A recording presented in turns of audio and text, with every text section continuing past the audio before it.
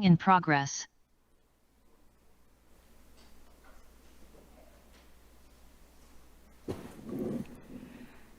I'm going to call tonight's meeting to order. Roll call, please. Councilmember McCardle. Present. Councilmember Murray. Councilmember Ryan. Here. Mayor Pro Tem Wall. Here. Councilmember Woodard. Here. Mayor Matsumoto Wright. Here. Councilmember Sonmore. I have not gotten messages from either of them about not being here. So if they're not here by the end, we probably should do something. But right now, we will just wait. All right, thank you. So first on our agenda, we want to move a few things around, one thing around, and have number D, information technology, become A, to go before A. Will that be okay with everybody? All right. So the department presentations on proposed 2023-24 biennial budget. First will be information technology. Oh, yours. Oh, sorry. So the next will be the city manager, the city council, city manager, community relations.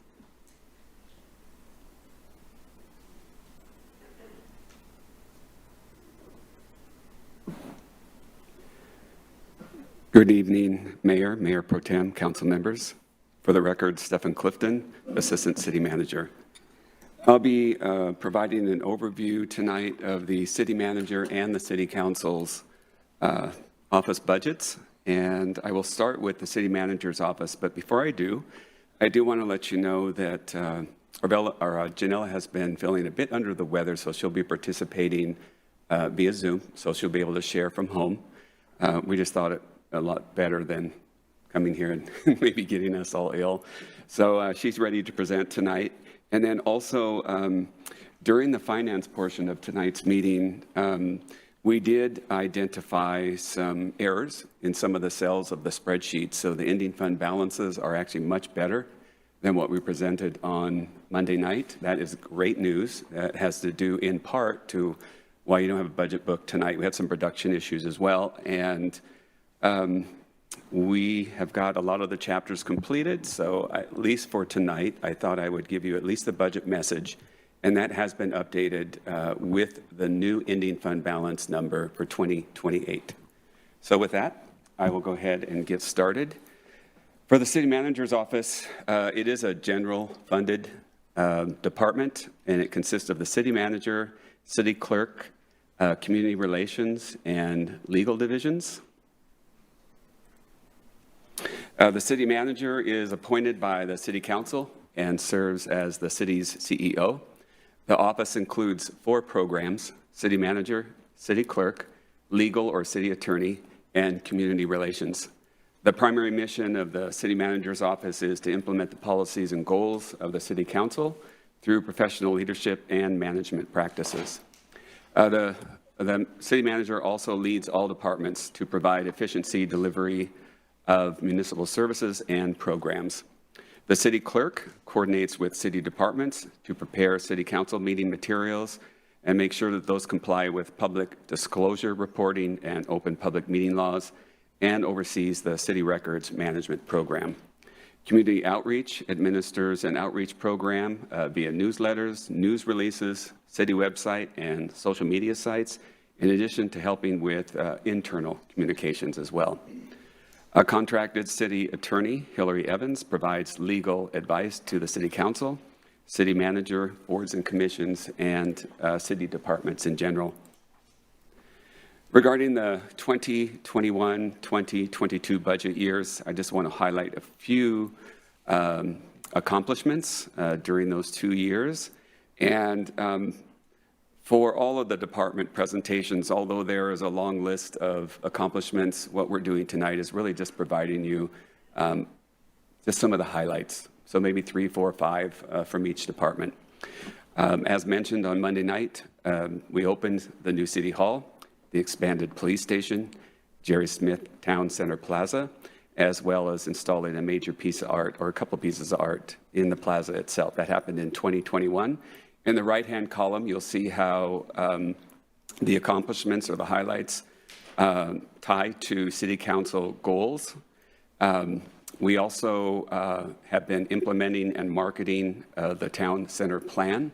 And as far as implementing the plan itself, the council recently approved a multifamily tax exemption program. The city manager's office reorganized, and we created a shared services team. We had administrative assistants from the Departments of Public Works and also Community and Economic Development. They are now sitting on the second floor, and we have found that having all of our administrative assistants and city clerk together has proved to be quite efficient. We also hired a community relations specialist, Ricky Frusciante, and she has made significant strides in community outreach and expanding the city's social media presence, and I hope that you would agree with that. I think we're doing a much more effective job of reaching out to the community, but she also helps coordinate things internally, as I had mentioned before. As far as personnel, the department itself consists of 6.2 positions, and I'll kind of explain some of the changes here. We have the city manager, the assistant city manager, that has not changed. As far as the community relations director and city clerk, the responsibilities for those two positions were separated in 2022. So you'll see one position identified 2019 through 2022. That is now a standalone city clerk position, and you'll see that referenced in the 2023-2024 column. The administrative assistants, we have two. You can see the public works section and the CED sections of the budget, and point 10 in the right-hand columns refers to the amount of funding being contributed to those positions from the city manager's office. We also have deputy city clerk and deputy city clerk executive assistant. That's one position. Administrative assistant, that used to be someone who was here a while back, and in 2021, that position was not funded, so you see a zero line item there. Communications manager and communications relations specialist, I did describe this change on Monday, and you'll see the city manager position with a 1, and you'll see the community relations specialist with parentheses around the 1, and that's because we're recommending that the community relations manager be funded and created, and the community relations specialist not funded. I did mention to you that we are recommending an events coordinator, and that person will be housed in the Parks and Recreation Department. That person will assist with communication and then also helping to plan and program and find sponsors and volunteers and all that, and work closely with the community relations manager. As far as some of the proposed changes, I mentioned Monday night, there's funding in the budget for an information technology strategic plan and structural evaluation consultant. This will consist of a request for proposal process, $75,000 one time in 2023, and that we are recommending to be funded by ARPA funds. Also, the creation of a communications manager, I mentioned that earlier, and what you see here are the differences in not funding one position and funding the other, and those numbers do include benefits, and that's out of the general fund. We're also recommending funding to develop a full-scope communications plan to identify strategies, goals, actions to better inform and engage community stakeholders. That's a one-time cost of $20,000 for year 2023. There's funding of $4,000 in both years for electronic content management. That's out of the general fund. And then code updates and code publishing. There'll be significant changes in 23 and 24, so we budgeted some money for that. And then as far as economic development, Councilmember Wall or Mayor Pro Tem Wall, I did insert this into my slide for tonight based on your comments Monday.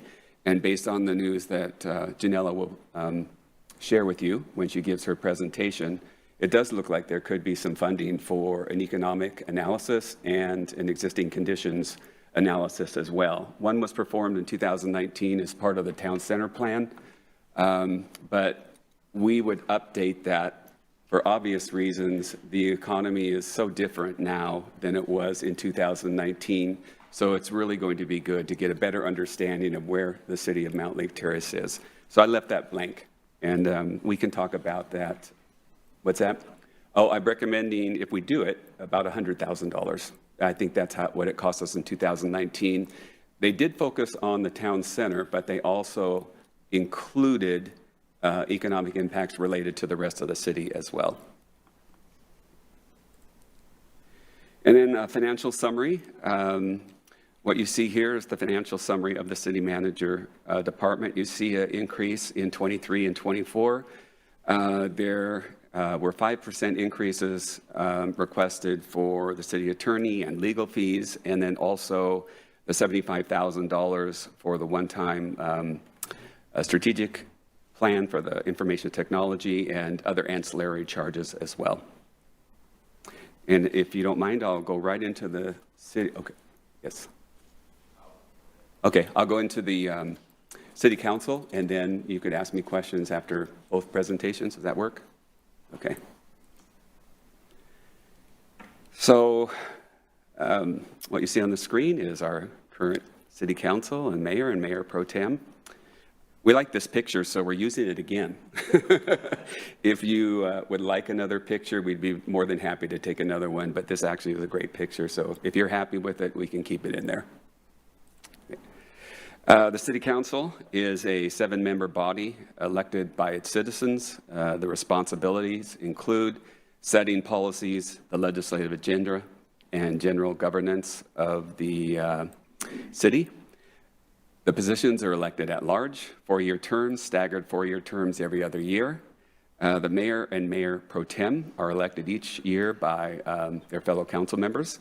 They preside at council meetings, they sign city documents, and represent the council at official events. The city council adopts goals and strategies in accordance with their vision and goals in addition to a biennial budget. And they also appoint members to the advisory boards, commissions, and committees. Some of the highlights, similar to the city manager, it relates to the opening of the new city hall, police station, town center plaza, etc. The council also created a diversity, equity, and inclusion commission, and it ties to the city council goal of feeling safe and welcome throughout the community. You also adopted a new multifamily tax exemption program in year 2022 that relates to a vibrant town center and economic vitality. You also recently adopted a new 10-year waste management agreement. That is significant. That relates to responsible government. And then also the communication specialist. By supporting this, it relates to my earlier conversations about making huge strides in community outreach and upgrading our social media presence. And that relates to an informed and engaged community. Personnel, 7 council members, no changes. And then as far as proposed changes for 2021, 2022, there are some charges for Granicus meeting materials, encoding appliance software, government transparency suite, and although we stream via Zoom and YouTube right now, we'll also be adding cable TV in 2023. And that is something that Comcast expects as a part of negotiating a Comcast franchise agreement, which is underway right now. And we used PEG fees to buy the audio-video equipment for the council chambers. That's the 25 cents per subscriber per month. And what we've done is we've had the money accumulating until we built a new city hall so that we could afford all of the AV equipment. And then also contracting with the consultant to assist the DEIC with the work plan, events, and meetings. We're proposing $30,000 for each year. In reaching out to several communities, they have actually contracted with people who specialize in working with diversity, equity, and inclusion commissions to help them facilitate their meetings, to help them put together a structure to their entity, and also putting together long-range plans, a year, 2 years, 3 years, etc. And then I mentioned the full-scope communications plan earlier. And then the financial summary, you see that here, and it's it's relative, but it's significantly higher to the previous years, and that does relate to the DEIC hiring a contractor and having money for special events and other charges related to Granicus and other ancillary costs. So at this time, I am prepared to answer any questions you might have. Councilmember Ryan? Thank you. On the department request changes, we have the DEIC work plan, and that was $30,000 for 2023 and $30,000 for 2024. Mm-hmm. Is that correct? That's correct. Okay, thank you.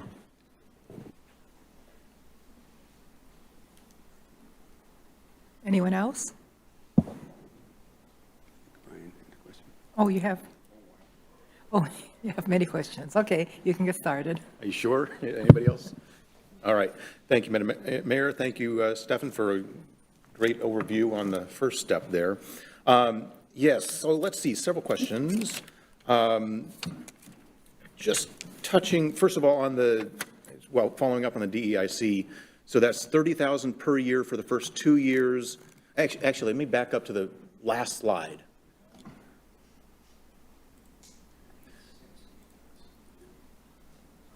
Is this the one, or the previous one would be? The very last slide. The very last slide. Yeah, there you go. That's the one. So just looking at the bottom line, total net expenditures, going from 60,000 to 120, and then 136. You pointed out a substantial increase in part. I guess my question is, how much of that is one-time expenditures versus ongoing? 20,000 would be one time, and that relates to the full scope communications plan. 30,000, we're recommending that come out of ARPA, but only for years 23 and 24, and then it could continue as part of the general fund. Yeah, that's part of and that's where I'm going to have concerns. So the diversity, not concerns in funding the program, mind you, but concerns on how we're paying for it. Anything that's a one-time expenditure that we expect to be ongoing expense, I'm going to be concerned about using ARPA dollars for as one time, as opposed to working in the budget. We can work on that later. But I guess, so that gets back to my question, back to DEIC, 30,000 per year for the first 2 years, but we're expecting that to be an ongoing expense? The ongoing, beyond 24, would be about 20,000. Virginia had wanted to set aside 20,000 for special events and hosting events and, speakers and things like that.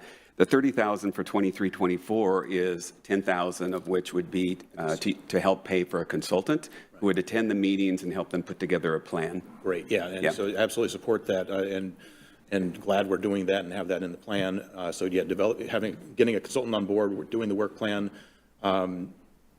Is 10,000 kind of expected as 10,000 per year out of that? The 10,000 would go away once they get their work plan and everything together, and a consultant help them with all that. You could go back down to 20,000 in 2025. Right, yeah, going into the future, it'll be down to 20,000 for events or grants. I know that I have some other ideas that I'd love to work together with the AIC on, but I know they've got some big plans on things that they can be doing. I'd love to see more events. One of the things I'd like to encourage us to look at is what Edmonds does, and they provide some grants that they make available to the public to submit their ideas, and then they fund as kind of a small competition, I guess. But I'd love to see us do that, something similar, and fund some events for cultural activities, et cetera. So sure.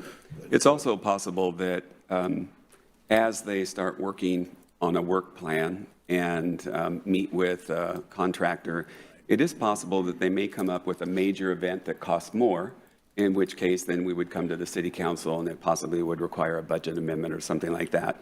But that's always a possibility. Yeah, no, so I'm excited to see that that's part of it. But I do want to just flag that as a concern as far as how it's funded, not that it's funded. If that makes sense. In other words, anything that's going to be ongoing, I'm going to be real nervous about using ARPA dollars for, and then finding ourselves in a hole in 2 years. right? So, okay, very good, thank you.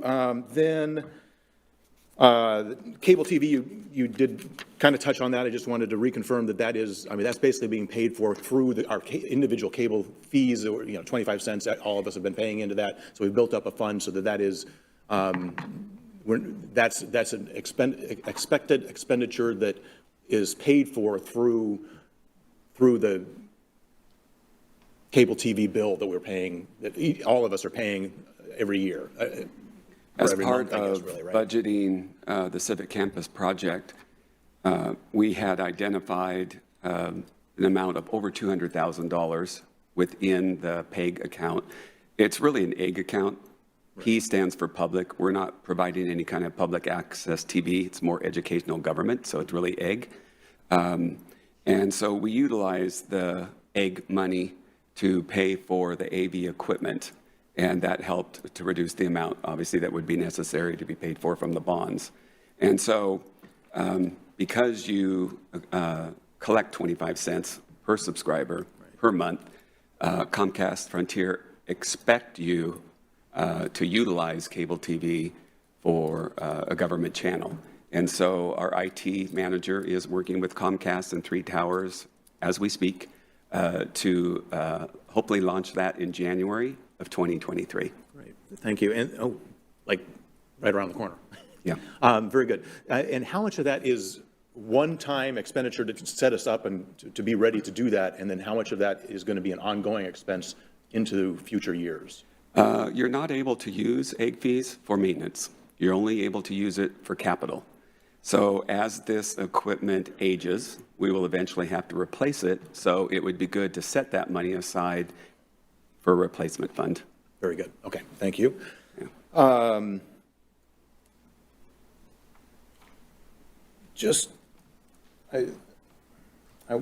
I made some notes both on Monday and just now as far as the communications specialist, just to confirm. So we're no longer going to have a communications specialist that's going to turn into really kind of a volunteer manager through the Parks and Recreation Department. We will have a communications manager that will be Right. housed within the city manager office. Yeah. And then the additional request from Parks and Rec is to hire an events coordinator, programmer. And our hope is that person works with the communications manager along, to help communicate what's going on, particularly events. Mm-hmm. And I think together they could work quite well together. Yeah, and they'll be working with DEIC also, who are expecting to put on some events as well. So they'll be available for all of that. And when we talk about volunteer recruitment, so things like garden club activities, Ivy League activities, they'll be available for helping to recruit volunteer and manage volunteer management as well? I would hope so, as well as reaching out and trying to find sponsors to help, for example, sponsor the 3rd of July event and other events, reaching out to companies like Premier or Microsoft or whomever and see if they're willing to help fund.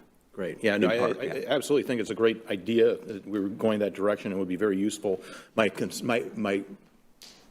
concern is that, not that we shouldn't do it again, but my concern is the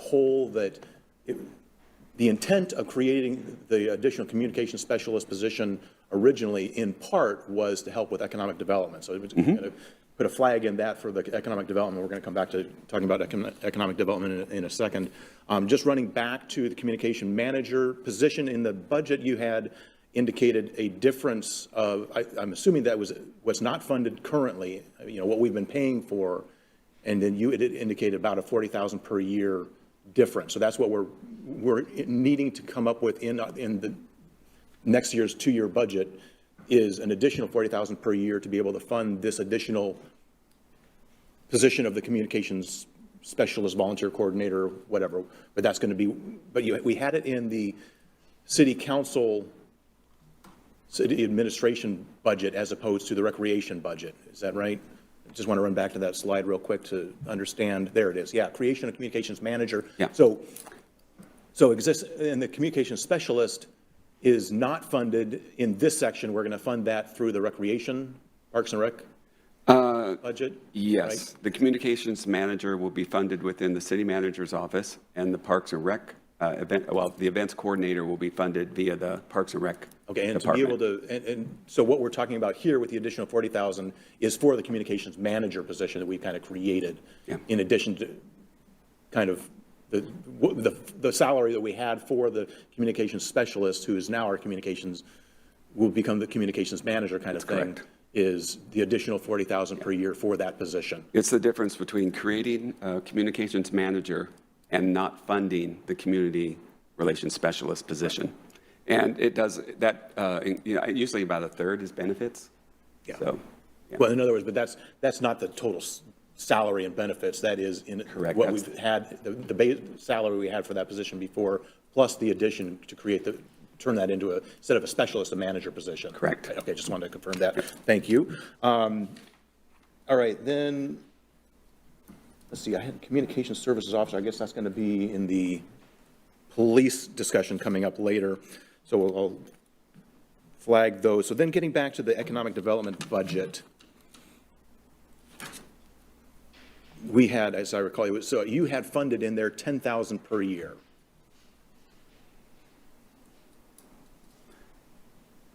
Economic development. Right. Actually, we don't have an amount in there at this time. This is for the market. That's what I wanted to confirm. So, I mean, you had an amount of 10,000 for something in economic development. Yeah, you might be thinking of marketing dollars, and that's 27,500 per year. Okay. Can you run through, since I don't have,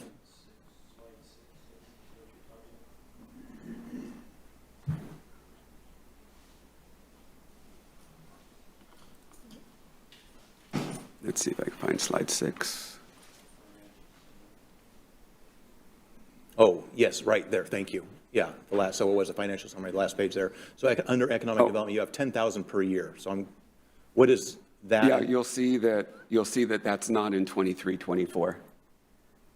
Because we're talking about possibly doing the economic analysis and economic existing conditions. And so an amount was not put in 23, 24. Okay, and so the 10,000 that you had that's what we were using for marketing? Yeah, in part. Okay, so now we're going to talk about marketing under the community and economic development section instead. That's kind of, those costs, that budget will be reflected when we get to that discussion, is that correct? Marketing dollars are located within the city manager's department, and we've set aside $27,500 specifically for that. This was an ancillary amount for miscellaneous things related to economic development, like if you wanted to bring a speaker on board or consult with economic development specialist or something like that. Okay, so if I wanted to talk about the couple of things. I mean, first of all, where the economic analysis and profile, that now would be the time to talk about that, or should I wait until the community economic development? Sure. Now would be an appropriate time, and if the council wants to express support for that, Yeah. it's something that we could start including in the budget and running the numbers eventually. So, Yes. Well, I would certainly encourage us to do so. It's been one of our city goals for a little while here, so would like to make sure that we get that done, especially in light of the fact that we're preparing our comprehensive plan update, and, you know, in light of developing our comprehensive plan, and in light of the changing economy, and the light of what we're trying to achieve, how we're going to achieve our vision, I think it's critically important that we do that sooner than later, so we are able to set the stage properly as we're developing our plans in the future. So I'd love to see that in there. I agree with you 100%, and I think the information that Janella will be sharing with you during her presentation, I think will actually give you a little bit more breathing room to make these kinds of decisions. So when you hear her numbers, you might be able to express whether or not you support moving that forward. That'd be great. Appreciate it. Thank you. While we're on economic development, the other thing I wanted to ask, maybe you can provide, and again, tell me if we need to shift this part of the discussion to community economic development, but the working together with Economic Alliance and things like, you know, supporting our small business community and incubator programs and things like that. I'm glad you raised that issue because the reason it's not in the budget at this time is I have been communicating with the Economic Alliance in Snohomish County, and they are preparing a proposal, and the proposal would hire someone within EASC to assist with all kinds of economic development related matters. They could be a consultant to help our business community. They could help with the business association or helping them to determine whether or not they want to become a chamber of commerce. That's actually in their contracted scope of work with the city right now. That's in their contract. So I have been working with them on that. I just haven't been given the full proposal to present to you yet. But I know you and I have spoken, and so it is something I do want to get from them before you make some decisions on related to Very economic good. Yeah, that's development. where I was going with as far as budget and dollars and cents. When can we, hopefully we'll have that in time for us to be able to consider that as we develop that. So let's put a flag on that one as well. I think then that covers, let's see, and work training programs. It's probably going to be more ARPA dollars, but trying to figure out that piece of it, making sure we are able to help people get back to work. That would actually be an appropriate use of ARPA dollars, definitely. Right. Very good. Okay, thank you. And then the last question I had for City Council specifically was, since we don't have the numbers in front of us, I'm assuming that is covering things like our attending conferences, and I particularly wanted to, in light of our previous discussion with Jake, travel to DC. Is that covered in are we covering that in the budget? Yeah, there's like $3,500 in there for that purpose. If you feel it needs to be more, we can add more. For $3,500. just for the DC? It's not identified as DC. Okay, a so DC trip. That would include the events, attending events like AWC conferences and things Yes, like yeah, that? and we can maybe specify that a little more, maybe add a little more detail if you'd like in the budget. Just need to have. Per council member? What's that? Is that amount per council member? No, collectively. Right. So that's where I guess, and it'll help to have the actual budget numbers in front of us and take a look at what we've done in the past. Obviously, the last 3 years don't count. But if we look back to previous, pre-COVID, and look at some of the budget numbers as to what the council has been spending for attending events, including trips to DC, and then $3,500 may be appropriate and maybe the right number, but shining a light on what we've done in the past might be helpful, and also getting an idea from the other council members who may be available or interested in attending would help us get a better idea. So that's another one, just put a flag in for Yeah. a little. Actually, I misspoke. It was actually, we have $8,500. Yeah, that's what I was For saying. AWC Action Days, AWC Annual Conference. We have conference meals, lodging, Olympia-related issues as well. So, Perfect. Yep. Great. All right. I think that does it for now for this part. Thank you. Thank you. Councilmember Woodard. Thank you, Mayor. Just to make sure that we ask the question, looking at the page that's up on the screen now under City Attorney, looking at actuals for 2021, budgeted for 2022, but then we have a significant jump, one might argue, back to our 2019-2020 levels for 2023. Just wanted to hear us talk through that increase, just to make sure that we ask the question. Yeah, the rates increased by at least 5% for our city attorney, and so 5% of a large amount gets the number up there. And then there's some mediation that will begin shortly and likely extend into 2023. The topic I probably shouldn't discuss right now. Yeah, understood. Just want to make sure residents know we see it as well, and so just making sure we ask the question. All right, I don't see, Councilmember Ryan, did you have more? I don't know. Did you have more? No, I'm thank you. Okay. Thank you, Mayor. On the contracting with a consultant to assist DEIC with the work plan, events, and meetings at $30,000 for 2023 and 2024. I don't believe the council's had any dialogue on that. It hasn't been presented.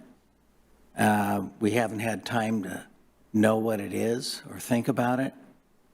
The other thing is, with our other commission, and like the Arts Commission, they've got 0 for the last 20 years. And they put on an art show and had to make a nonprofit organization in order to put on the art show for the city. The city gives in-kind contributions, like workforce to set up the Arts Commission, to set up the whatever, but they have not received any funds. Well, they had some funds in 1985 when I was here. We had a arts coordinator.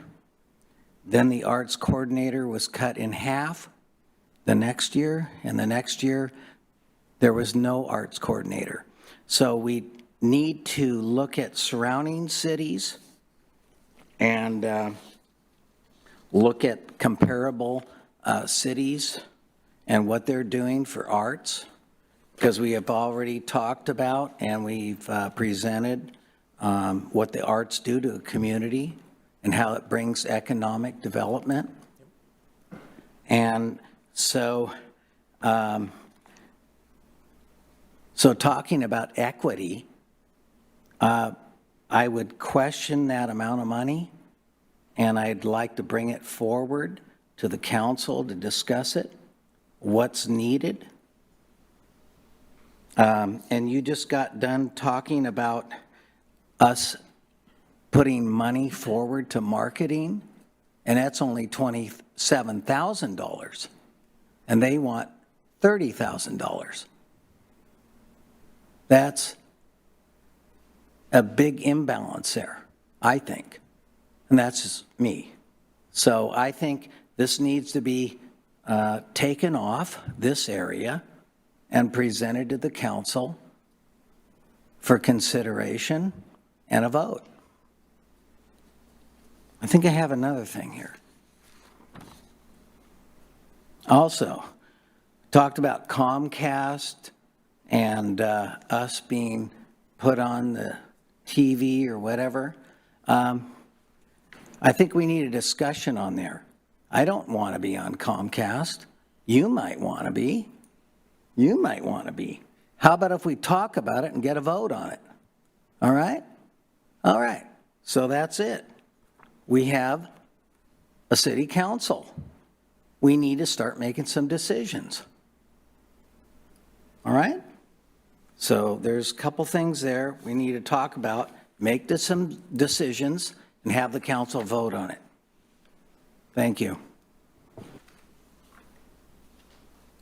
Thank you. Anyone else? Go ahead, Mayor Pro Tem. Thank you, Madam Mayor, and thank you, Councilmember Ryan. Particularly, absolutely agree on the arts. I actually had that flagged for the discussion on the Parks and Rec discussion when we get to that. But I agree that we need to, one of the things that I had flagged there was funding an update to our arts and culture plan and strategic plan. And so I'd like to see us doing that and agree that, and likewise, I mean, providing some funding for the Arts Commission to be able to utilize for events, same scenario as DEIC, being able to work together. I'd like to see the two working together, really, because I think there's a lot of cohesion or whatever, a lot of opportunity for developing both our arts, culture, and diversity plans and for how they come together. But I absolutely agree that when it's appropriate, let us know. But I echo those remarks that we absolutely need to be doing the same thing for Arts Commission. So thank you. Yeah, I might add that when a city manager proposes or delivers a budget to the city council, it's not a must-adopt document. It's simply a proposal and recommended budget items. And so we're not expecting that you adopt everything. And the council may have things that you want to support and things within the proposal you don't want to support. That's okay. And you would not have heard about the DEIC because this is the initial presentation or initial proposal. And through the budget process, that's where you do have the opportunity to determine whether or not it's something you want to support.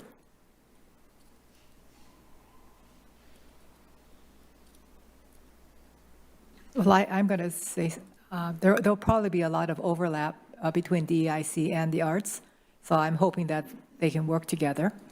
But I do agree that the Arts Commission raises their own money, and they also get money from the hotel motel. And they do one very, very good art show a year. I would like to see them do an art show a year plus something else. And that something else can be in conjunction with other, and maybe we should start looking at a line item for the Arts Commission in either now or in the future, because that's in our council goals. We want economic development, and we want more healthy arts in the city. So something to think about. Yeah, the reason this was proposed like this is because it's a new commission. Yes. And so they do need help getting their feet on the ground, and that's why it's important to bring someone in to help them do that. But, it might be worth reaching out to the Arts Commission and see how much money they do need to kind of help them move forward with maybe some things they've been wanting to do for a long time. So, Councilmember Ryan? Thank you, Mayor. Mayor Pro Tem, Council. On the arts, they get the hotel, motel, that's a grant. And another thing is for the arts to keep going, they have to write grants. That takes talent, takes time, takes energy. And I know personally getting those grants, all right? So you could actually hire someone for the city for grant writing. Where's that money? Okay? So we're also talking about, yeah, we can get this money, but I have to write the grant. Who's got the time? Who's putting the volunteer time in? It's almost past volunteer time. It's very time consuming. And I want to thank the Parks Commission, not the commission, but Jeff Betts on all the grant writing he's done to get everything we have in this city. My God, that takes time. I bet you he goes home at night and works on the grants. I don't know how he does it. And runs the whole park department? My God, what? We should celebrate him. But anyway, back to the arts. I mean, there's other things too. I mean, could the DEIC have a grant program? Can they work on grants? Where are the grants? The arts are doing it with zero money coming from the city. Zero. For 20 years. Come on. We need to wake up. Are we a city or not? Come on, I'm really getting upset about this. We need to think about other things. Not just arts, but everything else. Who's the grant writer in the city?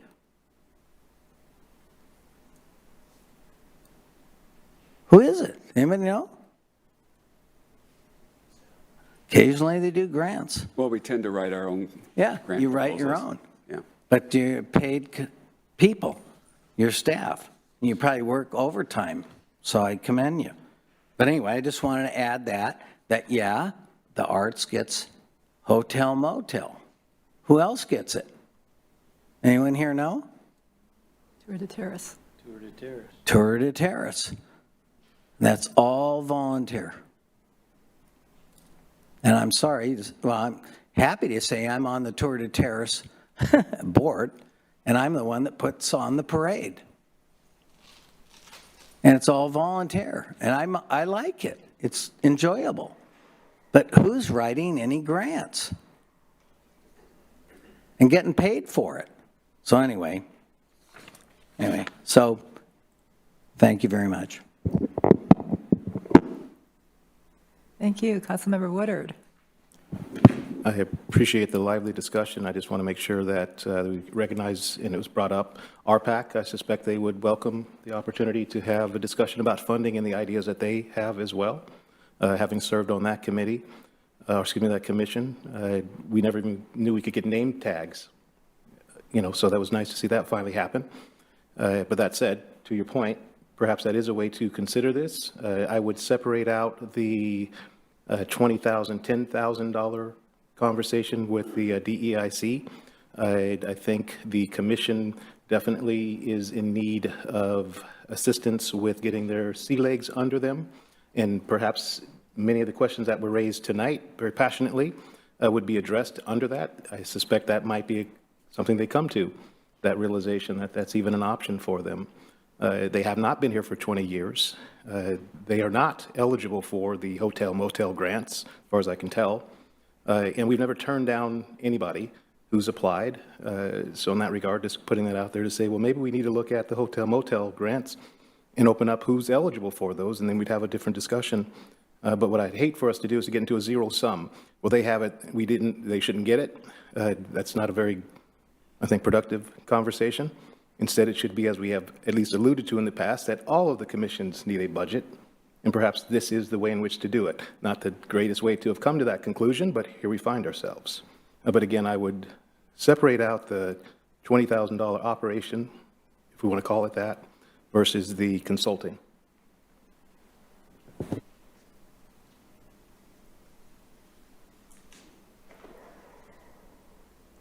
Did we want to do anything about that tonight, or just leave it in as, well, we were asked if we would separate that out. If we were to separate it out, would you separate it out into the 10,000 with the ARPA dollars going to the consultant? It's 10,000 for the consultant, right? Mm-hmm. Per year. And then the 20,000, we can divide that.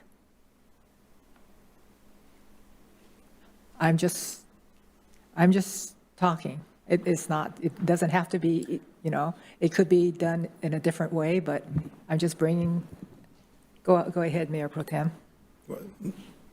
Sure. Finish your thought. No, Okay. Go ahead. I think, first of all, this is just discussion at this point. You're taking input, and then we'll, come back and figure it all out at another time. So we're just kind of throwing ideas out. But I will point out that the DEIC portion is currently in the ARPA funding, and so my flag on that is figuring out, do we want to pay for that through ARPA funding, or do we want to pay for that, as an ongoing expenditure in the budget? But I do, but I also, while we're talking about it, since I'm sure we'll be talking about it more tomorrow night with the Parks and Rec discussion, but so for another flag for you guys to take back, and we can come back for further discussion is, again, I think that particularly the Arts Commission and coming up with some additional money, and maybe, and that's something that we flag for ARPA also for now. But I think I'd like to see both DEIC and the Arts Council in particular, and potentially looking at others. Our PAC already has a budget in a sense, right? They have a whole section of a budget for our Parks and Rec program. And we're going to be talking a lot about that tomorrow. But is it appropriate for them to have additional funding for some reason, somehow, that they're able to utilize for parks programs? I don't know. I'd love to have you think about that for our discussion tomorrow night and see, is it appropriate for them to have something on an ongoing basis? But again, we have an opportunity with ARPA dollars to be able to use ARPA dollars to be able to fund an initial idea that helps us grow and build our community, right? And so maybe that's some of these ideas that we start with the grant funding for these programs or event funding or whatever. But again, anything that is good, that we think, or that we know we want to have as an ongoing program beyond this budget going forward and needs to be funded into future budgets, I just caution us about using ARPA dollars to start a program that we are going to have to come up with money somewhere else to be able to continue paying. So that's just something we need to be thinking about, how we want to go about doing that. With that, there's your feedback. Appreciate the presentation. Thank you very much. And we look forward to the next section and continued ideas. I did write down notes, and you know, the council, this is meant to be an initial insertion of dollars in, like Councilmember Woodard said, to help them, you know, get the commission together and put together some kind of structural work plan or something. And the amount contributed to them is likely to decrease over beyond 24. And the council can certainly choose to allocate how many dollars you want to any of your commissions and boards. So that's really the council decision. So all you need to do is let us know how much, and we can put that in the budget. Go ahead. Thank you, Madam Mayor. So a question on that, though, and that's part of it comes back to timing as far as when it's appropriate to discuss certain things. I understand why you brought the DEIC forward tonight because, you know, I mean, it is new. It doesn't have a separate department or budget or anything like that. So it makes sense to kind of put it into the administrative side of things. But when we want to talk about granting, if we wanted to have a discussion about grant funding, for instance, for Arts Council, is it appropriate for us to have that discussion during the administrative section or during the Parks and Rec section? So It could be both. Yeah. There's no reason why you can't discuss it as part of both discussions. Yeah. Go ahead, Councilmember Woodard. Thank you. I appreciate the idea that RPAC has a budget. I would say my experience as chair and commissioner is ideas are presented to us and we get behind it or we don't. I can't think of one, hey, this was our idea and we want to use the budget this way where that's happened, which is why I would say let's keep RPAC in this conversation. Just putting that out there as a lived experience, as opposed to what we see. We have a wonderful parks director and wonderful programs, but again, I haven't seen an idea from a commissioner get legs, let alone funding, let alone come to fruition. Short period of time, but I'm going to add my council time to that as well. I'm still connected to them to say that they too, I think, would welcome an actual budget they control, can come up with ideas and present them. And there might be some great overlap between all three. I can assure you the DEIC has been interested in the Arts Commission, and they don't know if they have the right to even attend a meeting. So in that regard, I would say there are probably even some good conversations that's got nothing to do with money to bring the commissioners together as a whole instead of having them in their own separate silos. Go ahead, Councilmember Ryan.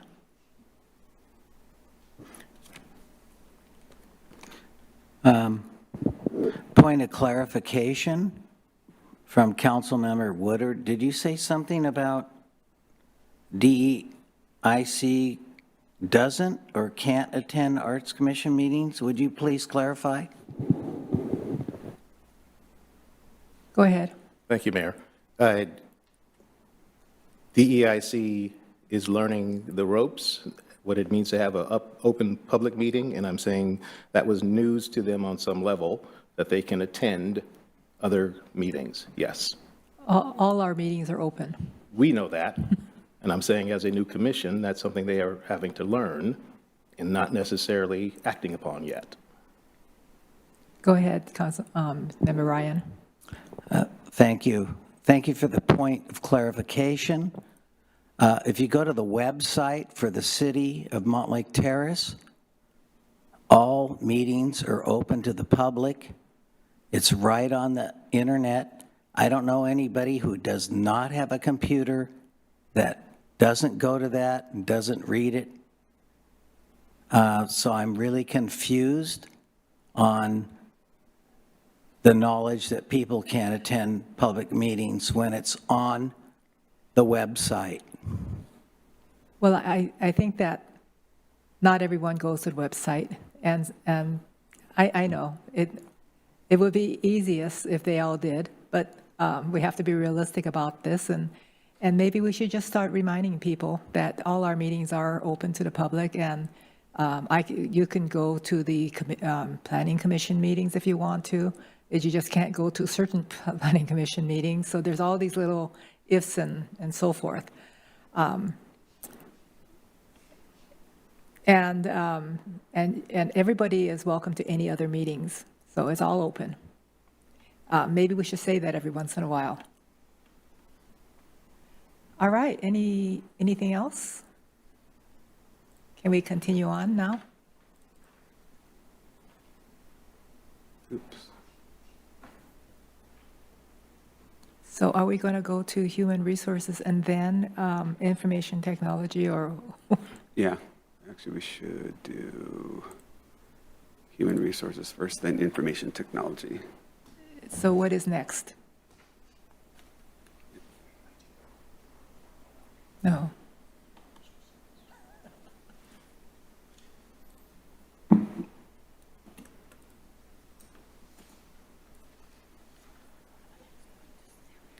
Just click.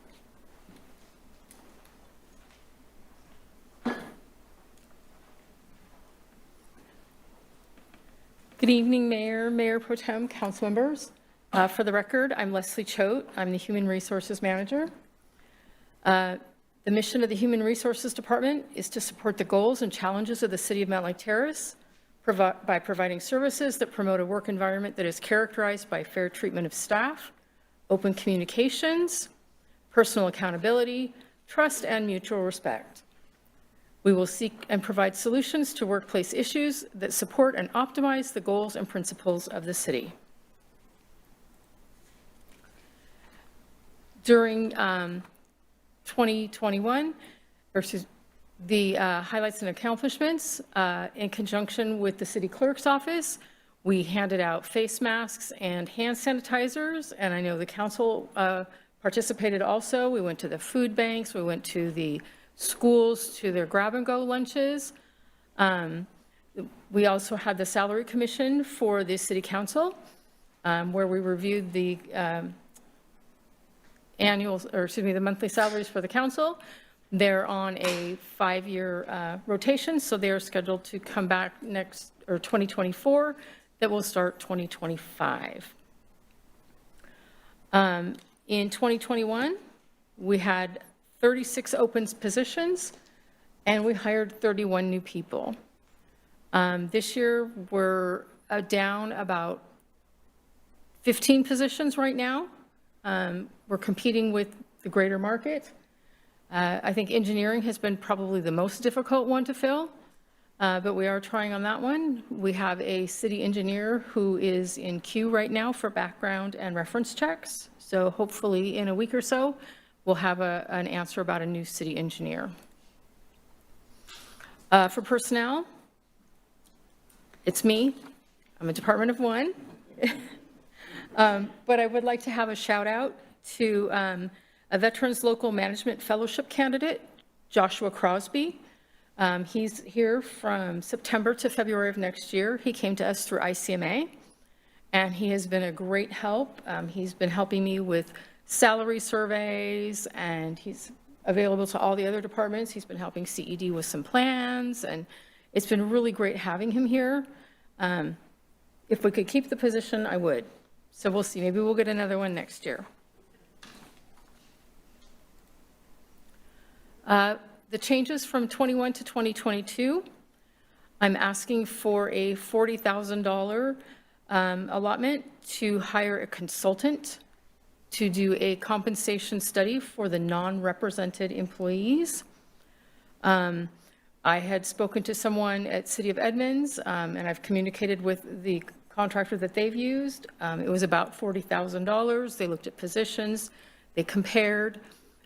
Josh Crosby did one for me, but it was pretty much looking at the local communities our own size, and I would really like to look broader and look at our competitors, not just our comparers. Also, for 2023, the minimum wage is going up to $15.74 an hour. We currently have 28 employees who make a minimum wage. They are currently all at the Recreation Pavilion, although our police cadet is also in the minimum wage bracket. So based on the data through the end of October of 2022, it will be an additional about $26,600 for 2023.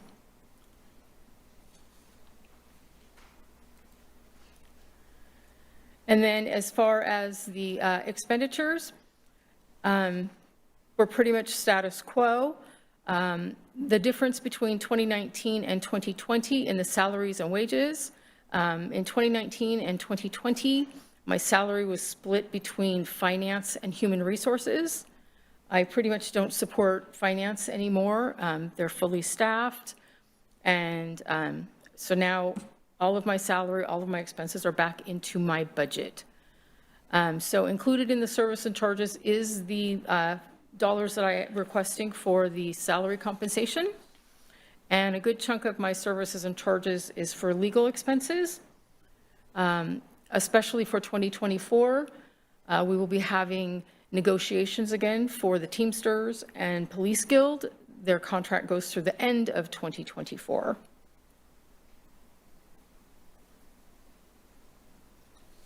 Questions? Do I see any hands going up on this side? So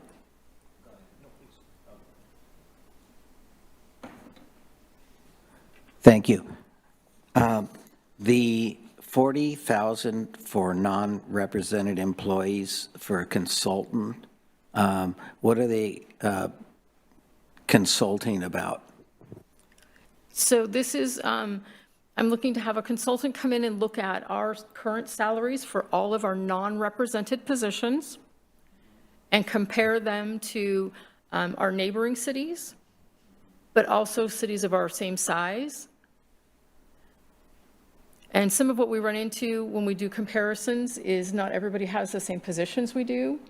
A really hard one that I have trouble finding is the clerks, like at the Recreation Pavilion. Not everybody has clerks. Not everybody has a Recreation Pavilion. So that one's really a tough one to find. Some of our police positions, I mean, they have officers and things like that. But we have a management analyst. Most people don't have a management analyst. So that's what I'm requesting the funds for. Great, thank you. go ahead, Councilmember McCardle. Thank you, Mayor. You made the comment about the current volunteer position you have and that you would really love to be able to keep that. Was that your kind of nice way of saying, can we create another position in No. human resources that No. you may be at this point overworked? And Not at this point. Okay. I've been asked that question a lot, actually. Okay. And I feel I'm doing okay. I'm keeping my head above water.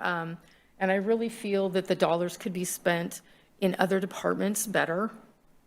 That's just my personal opinion. Okay. Yeah. And, well, I would just hope that you would feel comfortable enough that if you ever feel you have a point where, you know, you really do need help, because you've been a department of one for as long as I've been with the city, so.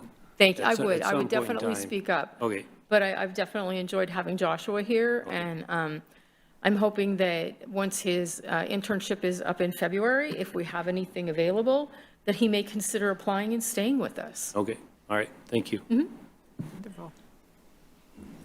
Anyone else? Mayor Pro Tem? Thank you, Madam Mayor. Thank you, Leslie. Great presentation overall. I appreciate the challenges that you face and have dealt with over the years and everything you've done. Just a couple of questions. So jumping back on, first of all, on the salary, the market study, for compensation study is absolutely necessary. I find myself in an interesting position because I am so typically concerned about our finances and keeping our finances in check. Absolutely. And a huge part of our finances is employees, staff, and paying for our staff. I think it's 70% of our entire budget overall is just going for staff salaries. And I'm typically very concerned about the impact that has on our budget, but I find myself recognizing that in order to retain and attract staff, we need to pay market rates. And we need to be competitive to be able to get people on staff and keep them. And so I'm having to come to terms with recognizing we need to increase our budget. But to do that correctly, we've got to do the market study to know where we stand and what we need to do going into the future. So I appreciate you bringing that forward and recognize the need for us to do this. You mentioned that this is, and then the 2023 minimum wage, the cost to the city is $26,000. That was for 2023. Correct. That's assume that- based on the hours worked by the minimum wage staff in 2022. You're right. So that's, Well, I guess what I'm saying is that that's just 23. Obviously, that amount is going to increase in 2024. Correct. And that is represented in, where is that represented in go back to your it's total not budget? in my budget. Okay, that's It's- just, They're primarily recreation staff. okay. The police cadet is also paid in that same area, but at current, the police cadet position is open. But our recreation staff, the clerks, the lifeguards, some of the youth staff. Okay, so you're just bringing that to our attention, but the actual budget for Impact those will be in in each of their recreation. budgets. Right, Got it. right. Very And good. for 2024, my understanding is that the minimum wage is going to be based on the CPI. So I don't know gonna what, I don't know what 2024 is going to look Yeah, like yet. it's going to jump a so lot, though. I'm sure it will. It jumped quite a bit this year, so. Yeah, okay. So thank you. Then can you run back to the last page? That one? Total budget, yeah. Services and charges, 40,000 of that was for the compensation study? Correct. In '23 proposed, right?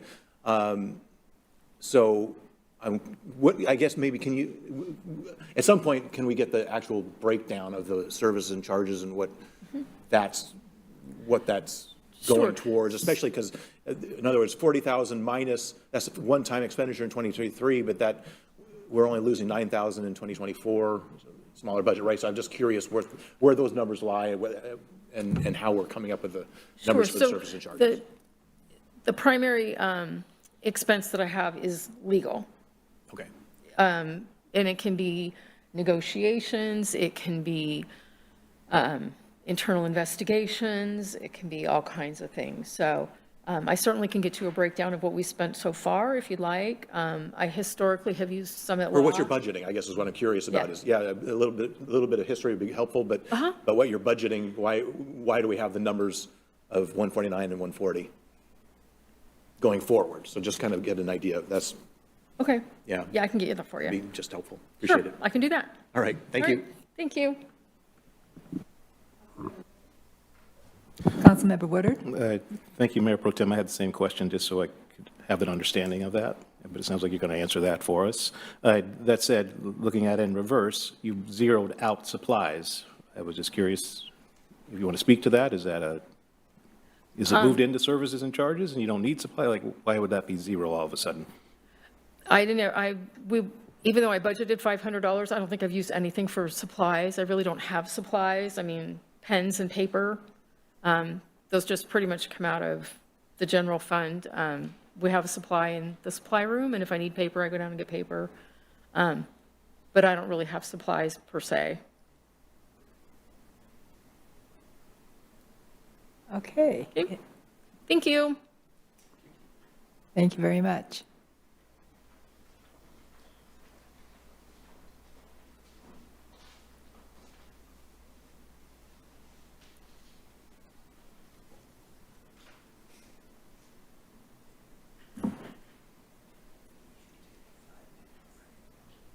Okay, right after this.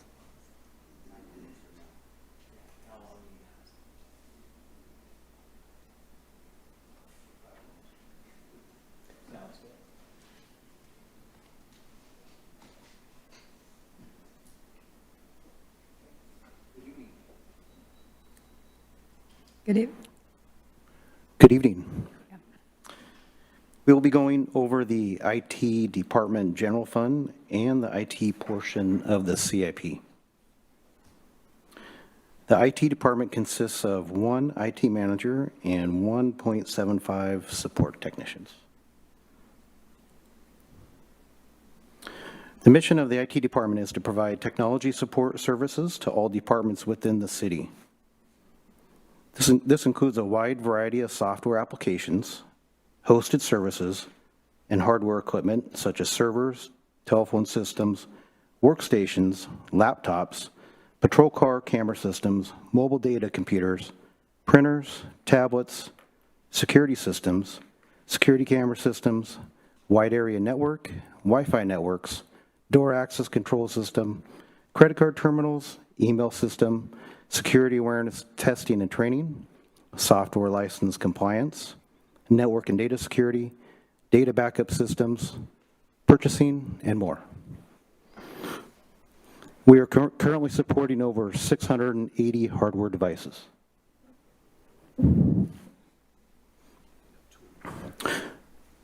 Some of the changes from the 2021-22 budget are audio-video support for council meetings, Microsoft 365 maintenance, increase in internet service, and network security maintenance.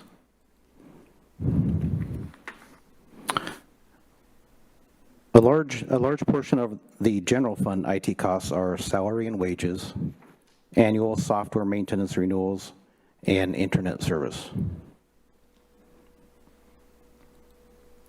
The next slides will show the IT portion of the CIP. We have a large list of accomplishments over the past 2 years. I'd like to highlight a few of those. Replaced aging phone system, moved IT services from old City Hall to new City Hall, which was a huge job. Replaced web security system, expanded mobile services to employees by adding 59 new devices. Replaced police car camera system, replaced aging servers and computers, and installed a new network security device and added new security measures. We also have a large list of proposed changes for 2023 and 2024. A few of those are implement Microsoft 365, migrate Munis to Tyler hosted, upgrade computers and laptops to Windows 11, install security cameras at City Hall, refresh mobile computers and patrol cars, and replace aging servers and computers.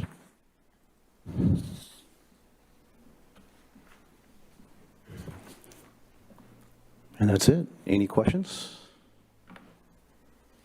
Do we have any questions, or should we just go directly to Councilmember Woodard? I think I'm just stealing Mayor Pro Tem's thunder here, but I was just going to say, if you can just speak a little bit to breaking down the services and charges under financial summary.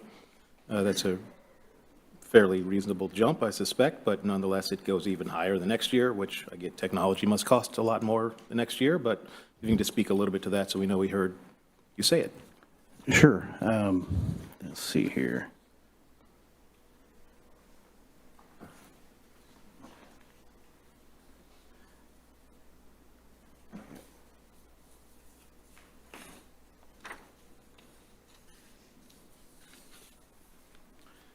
Yeah, the big costs here are the move to Tyler Systems hosted.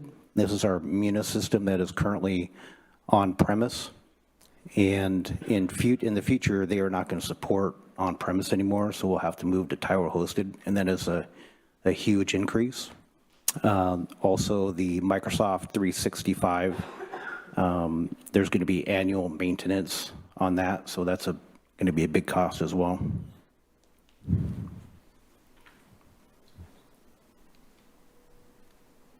you have any more questions? So go ahead, Mayor Pro Tem. Thank you, Madam Mayor. Yeah, just following up, I appreciate that question. I agree. I just, so in FYI for all the departments, anything that is just services and charges, I'd love to see some detail behind that, so we have a little more idea of what it is. But yeah, I'd like to see that broken out a little bit, especially when you talk about some of those areas. You know, a lot of those sounded like one-time charges. You know, like like, if we're changing from one to another, isn't that kind of a one-time expense? But then there's the ongoing, so I'd be interested in on what you just laid out for us, all these different, the Microsoft 365 changing over. I mean, is that an ongoing expense? Every year we have to pay $45,000? It is, and we do have a breakout of all of those items. Okay. It'll be in the budget book.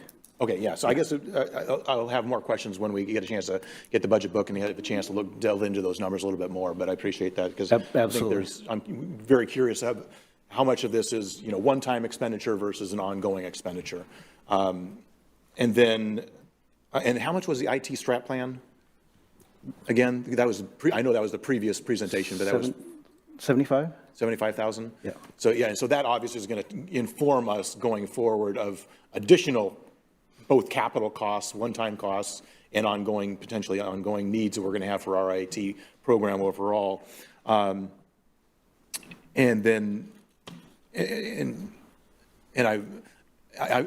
one of the biggest concerns I guess I have is quality of equipment for particularly our staff. I mean, we've had our own challenges on council with the phones and the computers, and at some point maybe when we get our heads above water on everything else, we'll have a chance to revisit that and where things are for the council on our laptops and phones. But I'm more concerned about our staff because they're dealing with this day in and day out.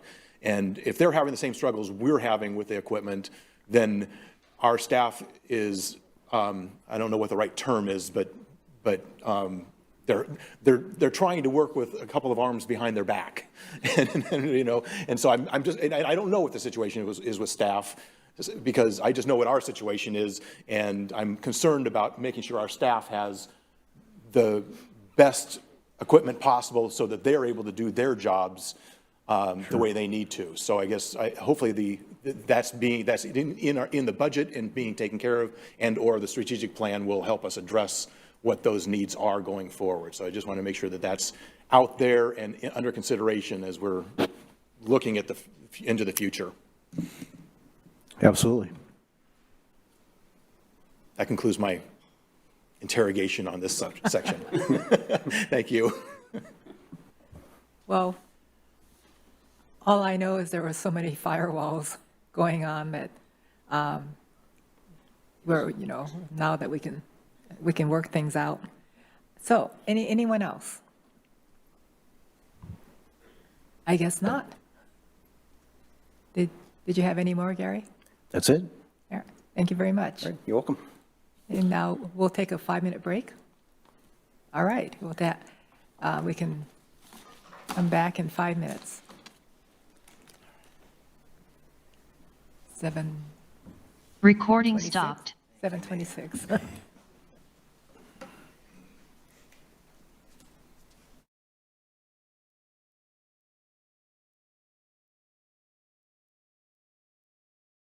Next on our agenda is the finance report. Mayor and members of council, if I may just add a brief word of introduction to the process before we get into the next presentation.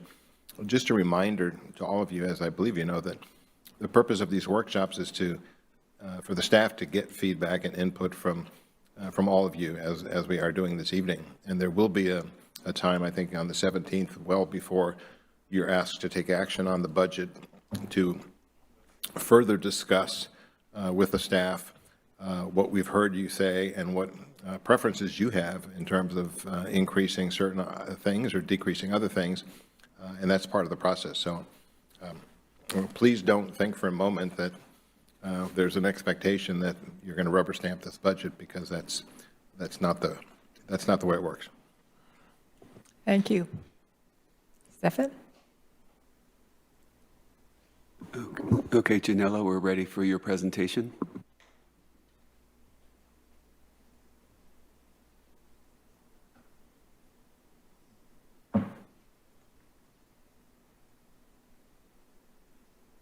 Good evening, Honorable Mayor, Mayor Pro Tem, council members, and citizens of Mountlake Terrace. My name is Janelle Lewis, and I'm the new finance director for the city of Mountlake Terrace. I started in July of this year. Today, I'd like to present to you the finance department budget And then I'll also show you the general fund financial forecast revised from a formula error. So let me start to share. Can you see my screen? Yes. So the finance department is in the general fund. It consists of financial services, which is accounts payable, accounting, investments, accounts receivable. We do utility billing is the other word that we have. The mission of the finance department is to provide timely, accurate, and effective financial services so the city can effectively manage resources, stakeholders can monitor the city's financial well-being, and the city receives favorable assessments of its financial stewardship.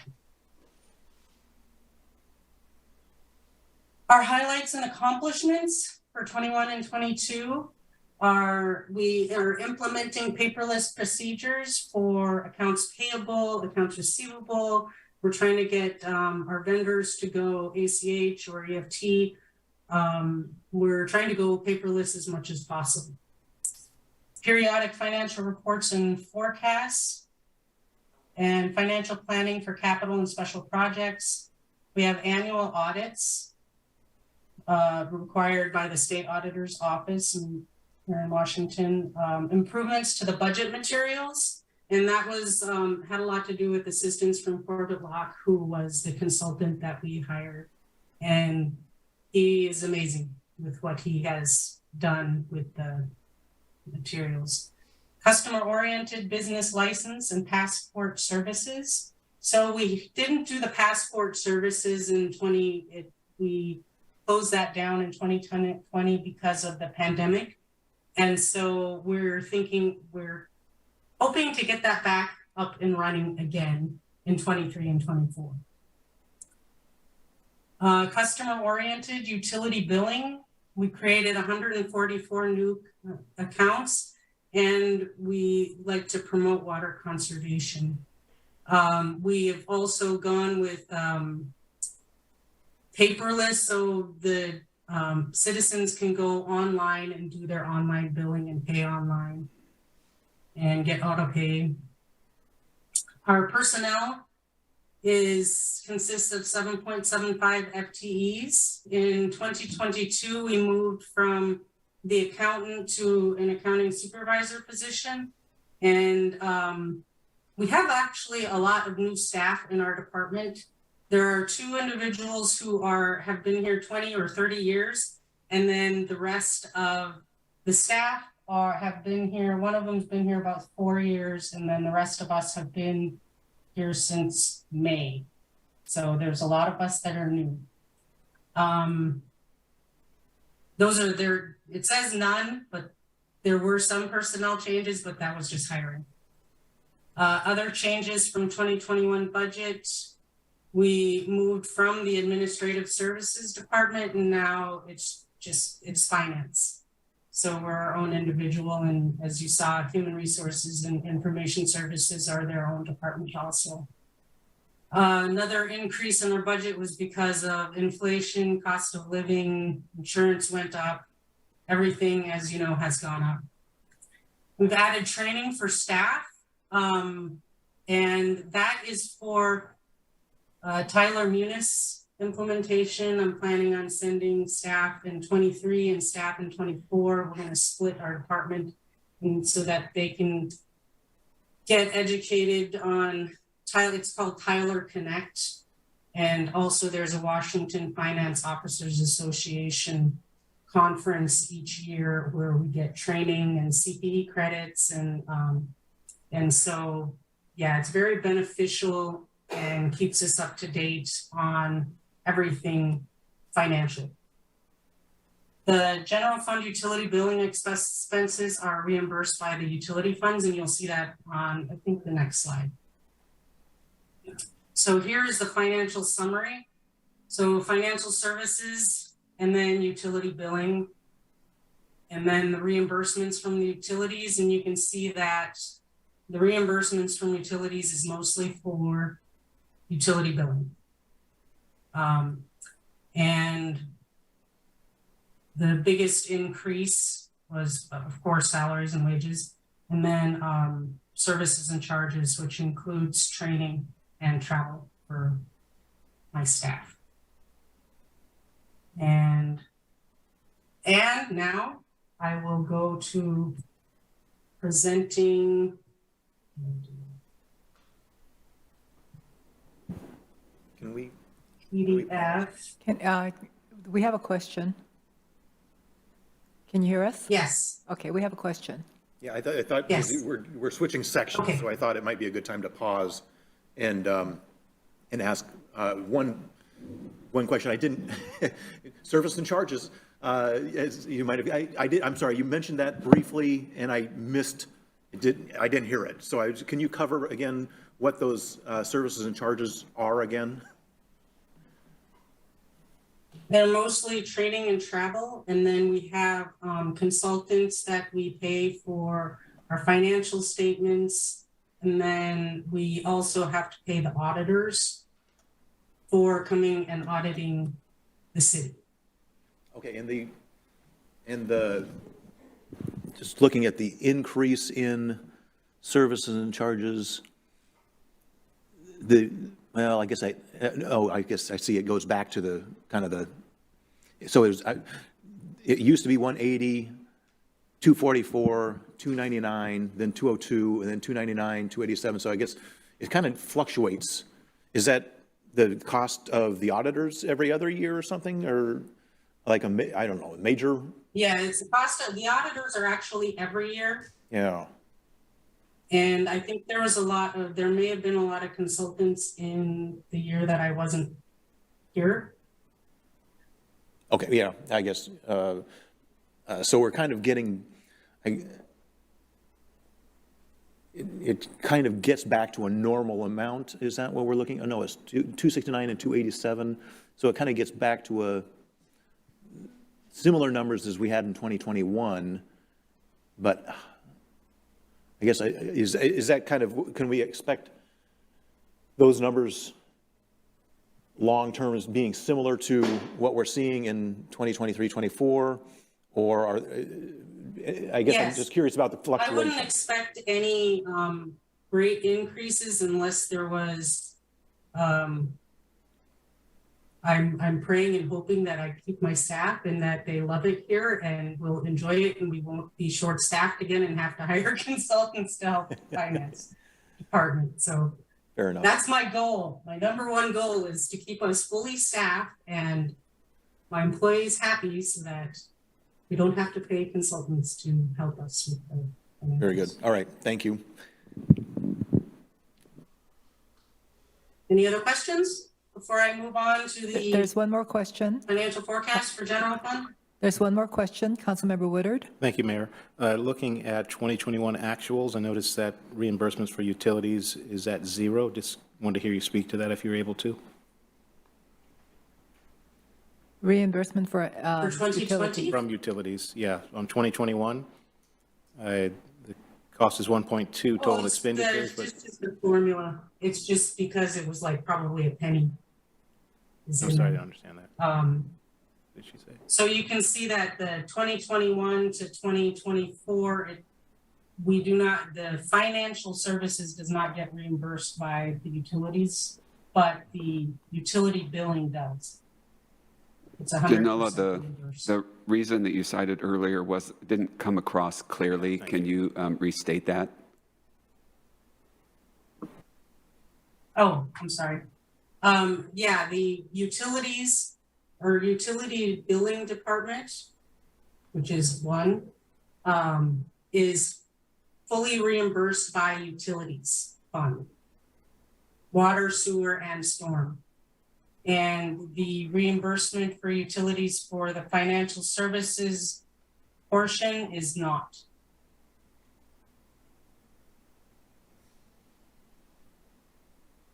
I think I'm asking why.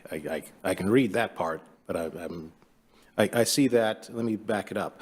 Unless my glasses are just failing me. 2020, it was 72,000. and 2020 for utility billing, it was 254.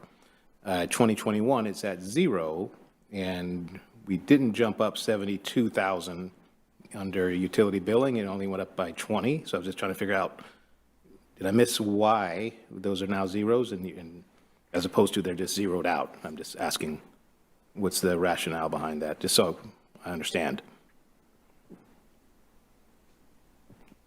I am not really sure. This is prior to my time coming here, so I can look into that to find out why. Because in 2019 and 2020, you see there was a split. And then in 21 and 22, it wasn't.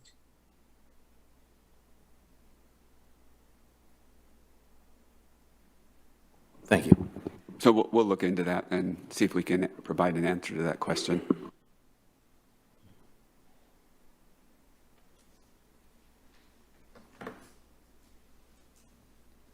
Okay, I guess we can continue now. Any other questions?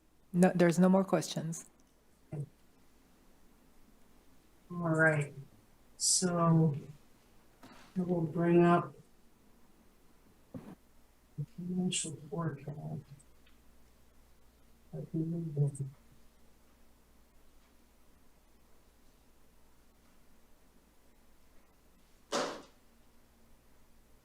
So this is the general fund revenues that we presented to you. The city manager presented the other day. You can see here that these are the ARPA dollars. Janella, can you zoom in on that chart, please? So it's a little more legible, and grow it some more if you can. There we go. Thank you.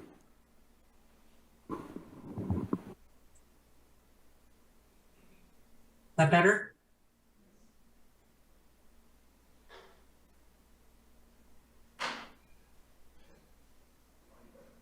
Can you see it?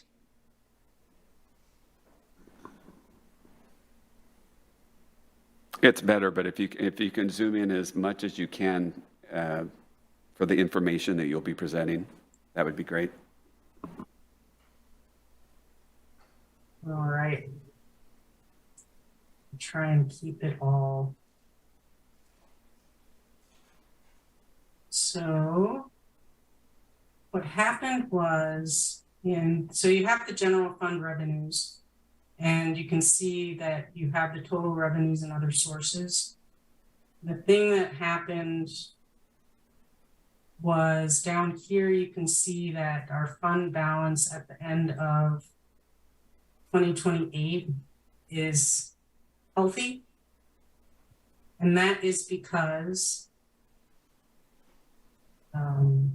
there was a formula error from 2022 projected was pulling from the budget and not the actuals for 2021.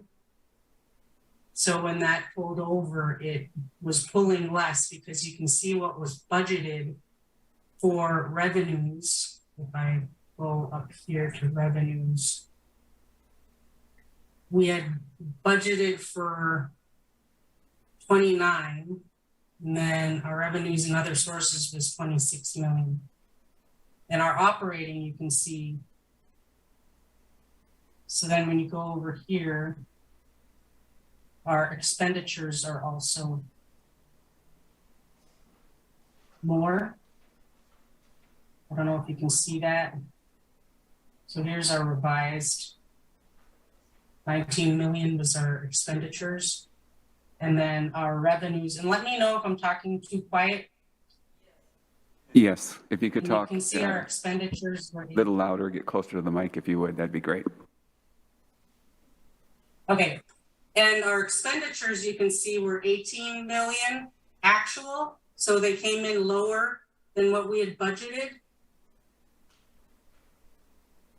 So then that changed our ending fund balance. So our ending fund balance at the end of 2028 is 3.4 million. Can I just say Instead of yay? negative. Just say yay right now?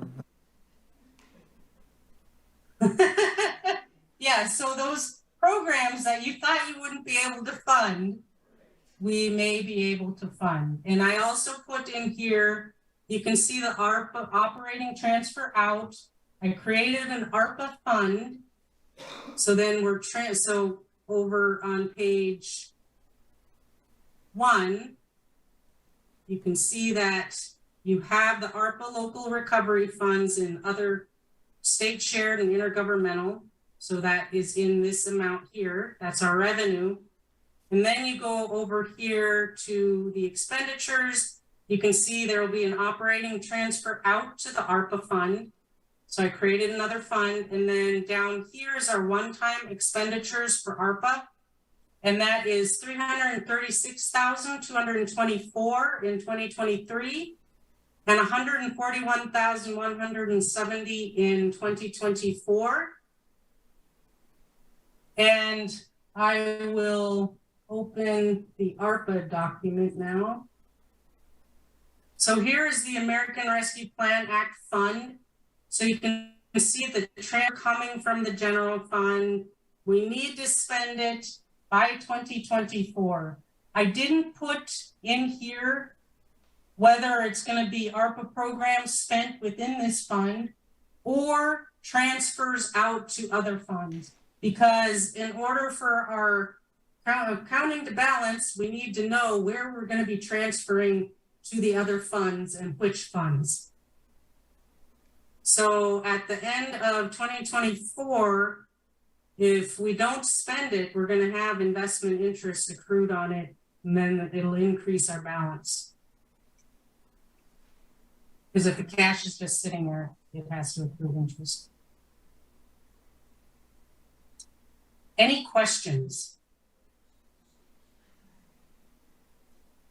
Just for clarification purposes, I provided a list of additional programs and projects on Monday as part of my presentation, and I listed a number of items that the council may consider funding with ARPA. And so the $500,000 that approximately $500,000 that totals is included in this ending fund balance. It's part of the revenue, but the $4.9 million remaining dollars is not a part of that ending fund balance that she showed you early on. So we wanted to make sure we separated that so we knew exactly how much we had for the ending fund balance. Any other questions? Councilmember Woodard? I'm not trying to be a thorn in your side here. I just keep it simple. I think on Monday we heard that at the end of 2028 we'd be in the negative, but tonight we're looking, no, we'll actually be almost 3.5 in the positive. Yes. Correct. Excellent. Okay, wonderful news. And it relates to the Yes. error in one of the cells that Janella was able to identify, and it was pulling from another cell that was the wrong number. That's the best oopsie I've ever heard in my life. Not good on my part, but really good on your part. Well, you found it, so that counts for it. Yeah, the wonderful thing about accounting is you can always fix it. Do I see any other hands? So you can go ahead now. And there are no more questions. All right. Thank you all for your time. Thank you. Thank you. Feel better. All right, thank you very much. Thank you. Okay, next on our agenda is the Community and Economic Development budget.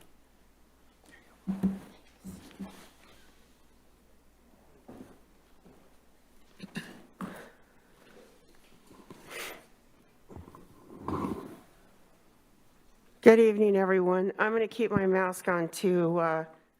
We seem to share germs around here, and I don't want to get anybody sick. So good evening, Mayor Pro Tem, members of council, members of the community. Christy Osborne, Community and Economic Development Director. So, sorry about that. oh, that's okay.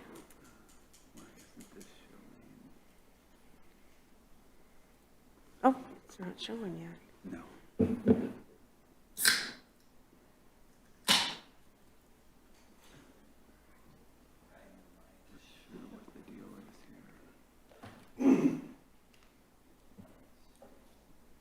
Here it is.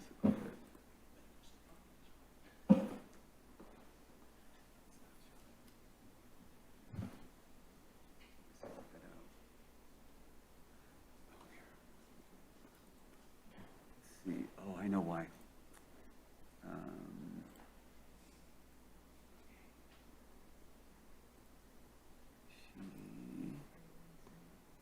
Yeah, so it's this one, right? That's right, she just shared, right? There we go.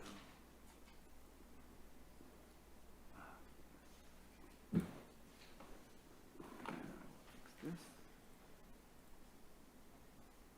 Yay. Huh. Okay, my technical consultant had to help me here. So Community and Economic Development is a general fund department, and we're broken down into 4 sections: code compliance, development services, long-range planning, and economic development. Our mission is to build community by striving to enhance the quality of life for residents and future generations, and by implementing the goals, policies, and long-range visions set forth by you all. And there is your community development department there in the photo. Our responsibilities include of paramount importance is providing superior and personalized customer service. We educate and inform the public on the purposes of adopted codes. We work to interpret and apply codes in a consistent and predictable manner. We develop and update plans and codes, and we coordinate with surrounding communities and appropriate agencies, including local and regional planning issues, transportation, education, environmental, and funding issues. We develop identified sub-area plans. We actively market the town center, and we encourage economic development and business retention. Some of the highlights for the 2021 budget years included establishing a tracking system for building violations that facilitates compliance and accountability, including implementing revised nuisance codes. And we have been also trying to improve our working relationship with code enforcement personnel over in the police department as well, so we can actively address those issues of code compliance. We have moved from paper to fully digital permitting processing, and we are also in the process of implementing development software, which hopefully will be fully running at the first of this next year. We worked on adopting development code amendments for several things, process and procedures, which is a full hearing examiner process, food trucks, updating our fire and building codes, working on engineering specifications and consolidated code enforcement. And doing this during the pandemic, we have also processed the highest volume of building permits, land use permits, and inspections in the history of the city, and have exceeded the amount of value of dollars for projects coming into the city. And those numbers don't include the value of the light rail project as well. So a lot going on in our fair city for the last while. Here's some pictures of some of the developments that are in process or have been completed around the community. We're have completed in the bottom right-hand corner, completed buildings 1 and 2 of the Terrace Station development. Building 3 is being constructed. And the partners are looking to potentially develop a fourth building on the property down there. Solana is a townhome development in the upper right-hand corner. Of course, we have the light rail project that's progressing. And in the bottom left, we have Atlas 236 development that got completed. For community development, we added during the last budget cycle an additional associate planning position, which we did not fill until I believe June of this year, not without trying, but just couldn't afford or couldn't find someone to hire. So we do now have 2 associate planners. And so that was put into the budget, I believe, actually in 2021, and we were able to fill that position to help with development review. So with that added, this past year, we're keeping status quo on the number of individuals that are in the department. Currently, we are without a senior planner. We are without a building inspector and have been for about 1.5 years. And we are also without an administrative assistant in the department. Proposed changes highlighting some of the things that we're looking for this next budget cycle is, as part of our process and procedures, we upped the amount of hearing services we're going to need from a hearing examiner for all of our quasi-judicial applications, and so we've asked for additional money regarding that. As you guys are all aware, we have a major comp plan update that we need to do in 2023 and 2024. We have allocated over the 2-year period about $500,000.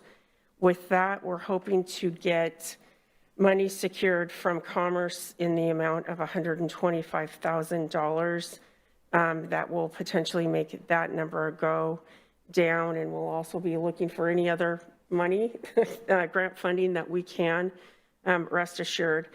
We need to prepare environmental impact statement. The one that we've done for our comp plan is from the 1980s. And so that is in huge need of updating as part of our comprehensive plan. I know it's a big number, but with that, we'll have that prepared to address any development regulations that we need coming from the comp plan.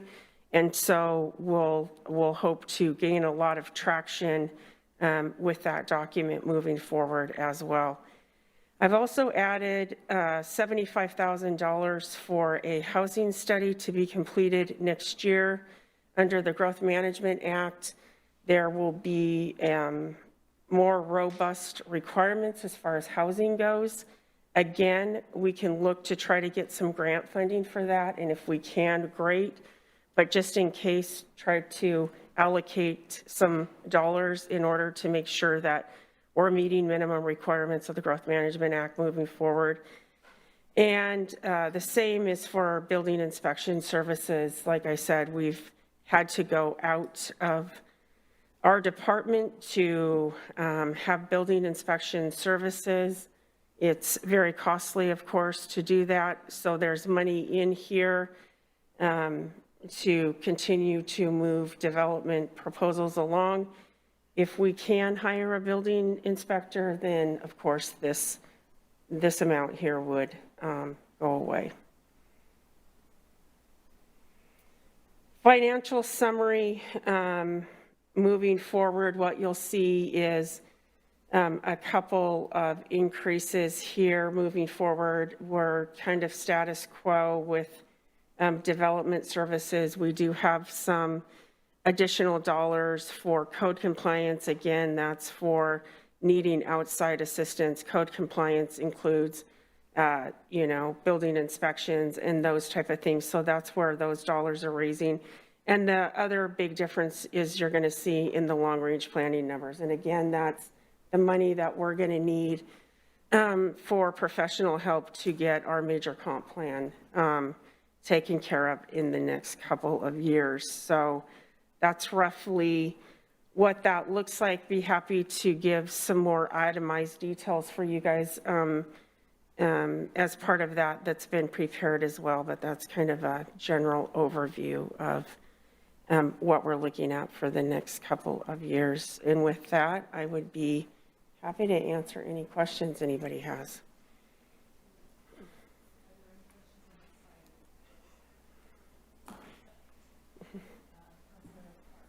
Thank you. With the building inspector, does that kind of go back to the human resources and wanting a salary study done, and because we're not paying enough, we can't compete, or? That's correct. I mean, it comes to that. We can't get anybody to even apply right now.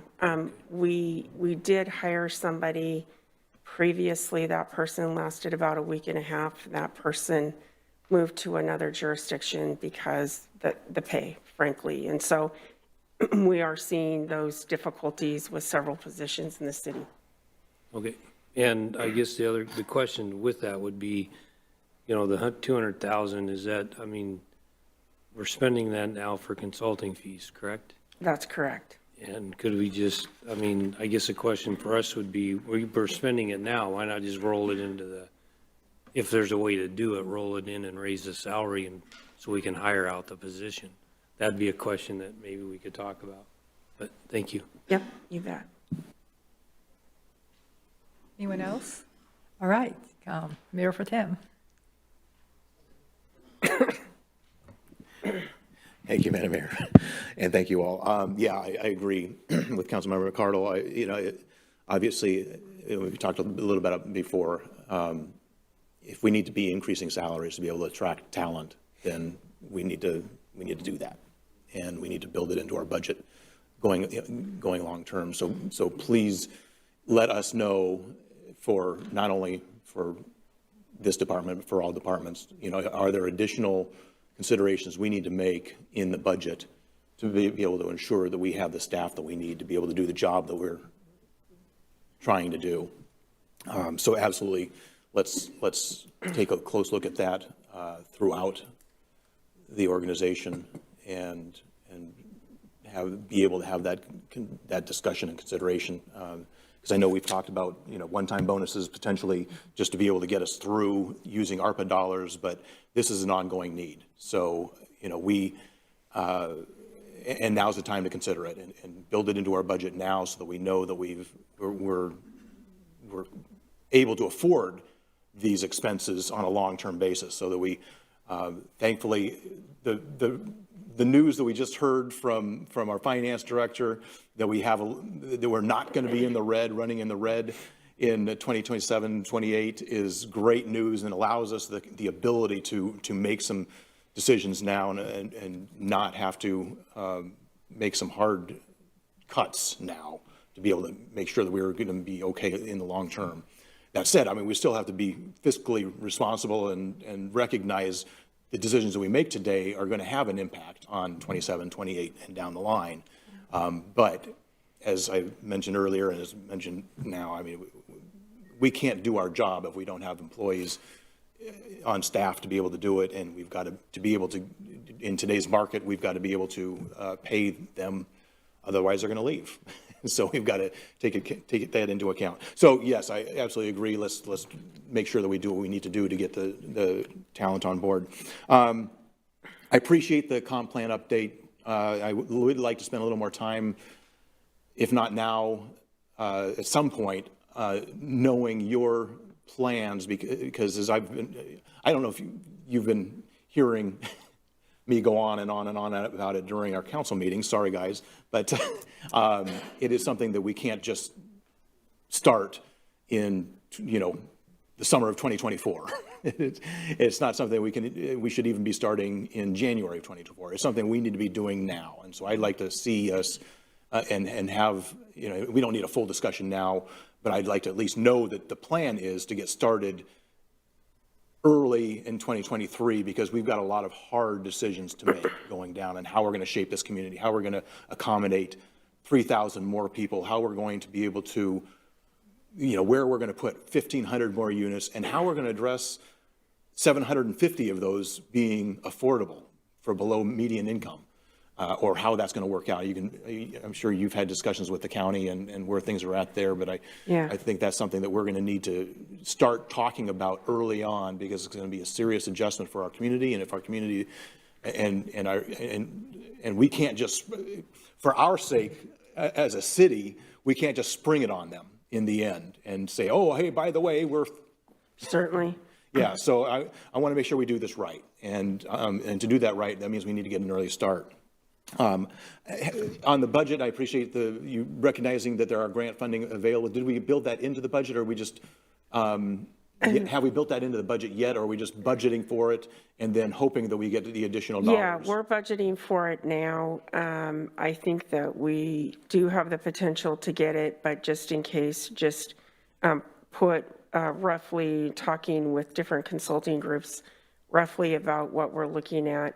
We are working on an RFP right now for the comp plan, and our intent is that we're starting to work on it in the first quarter 2023, because it is going to be a heavy lift and a lot of changes. So it's going to take that time to go through the process with the Planning Commission and you folks and the community as well. So realize that that's going to be our priority for the next couple of years moving forward. Great, I appreciate that, thank you. And along those lines, I also appreciate the housing study.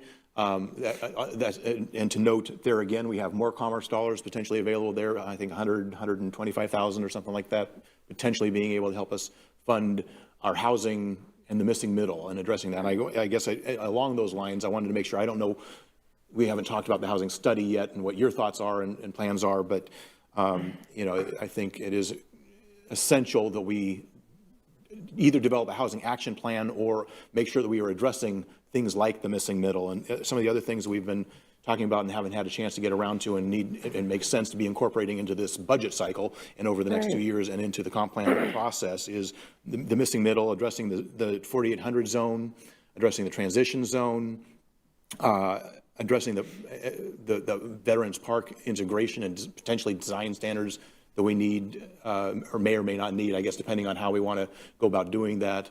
But all of those things need to be part of our consideration over the next, and improving I guess another part of it is I want to make sure that hopefully that study or part of the plan, and we're budgeting for it, is to take a look at our existing codes and determine, for instance, the 4800 zone, we know just isn't working and it needs adjustment, needs fixing.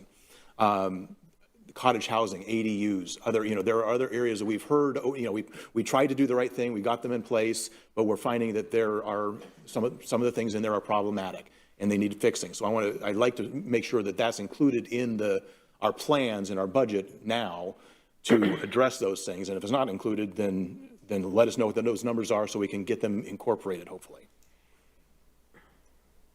All right. Yeah, I mean, and yes, I would just like to say staff recognizes that. I think we had first attempts at plan unit developments, at cottage housing, and all those things, and those were great first attempts, but we're years down the road, and we need to take a look at all of those and update those accordingly to kind of the environment that we're working in right now. Right, and so that is part of the plan and and budgeted for in the proposed budget for us. Yeah, correct. Getting some help with comp planning also allows staff to be working on some of our development regulations as much as we possibly can moving forward. Hopefully we'll have some success like we did with Town Center, where we can do both simultaneously. That's always my desire, is that we have no lag time or very little lag time in implementing the most important parts of our overall plan. Yeah, and on that note, I want to say, and you noticed that I didn't mention, and I should should let you know how much I think we all appreciate the work that's been done to get us where we are and the heavy lifting that's been done to get through the hearing examiner, the MFTE, the permitting, online permitting and the permitting process and improving all of that. So that's why I didn't mention it in my, let's do this, because we did it. And so appreciate all the work that was done to get us there. So thank you. So then let's see, a couple of other questions on the economic development. So this is this the area that we want to talk about, the Economic Alliance and potentially what we have there? This is not where we did the budgeting for marketing, right? We have the marketing section in a different area.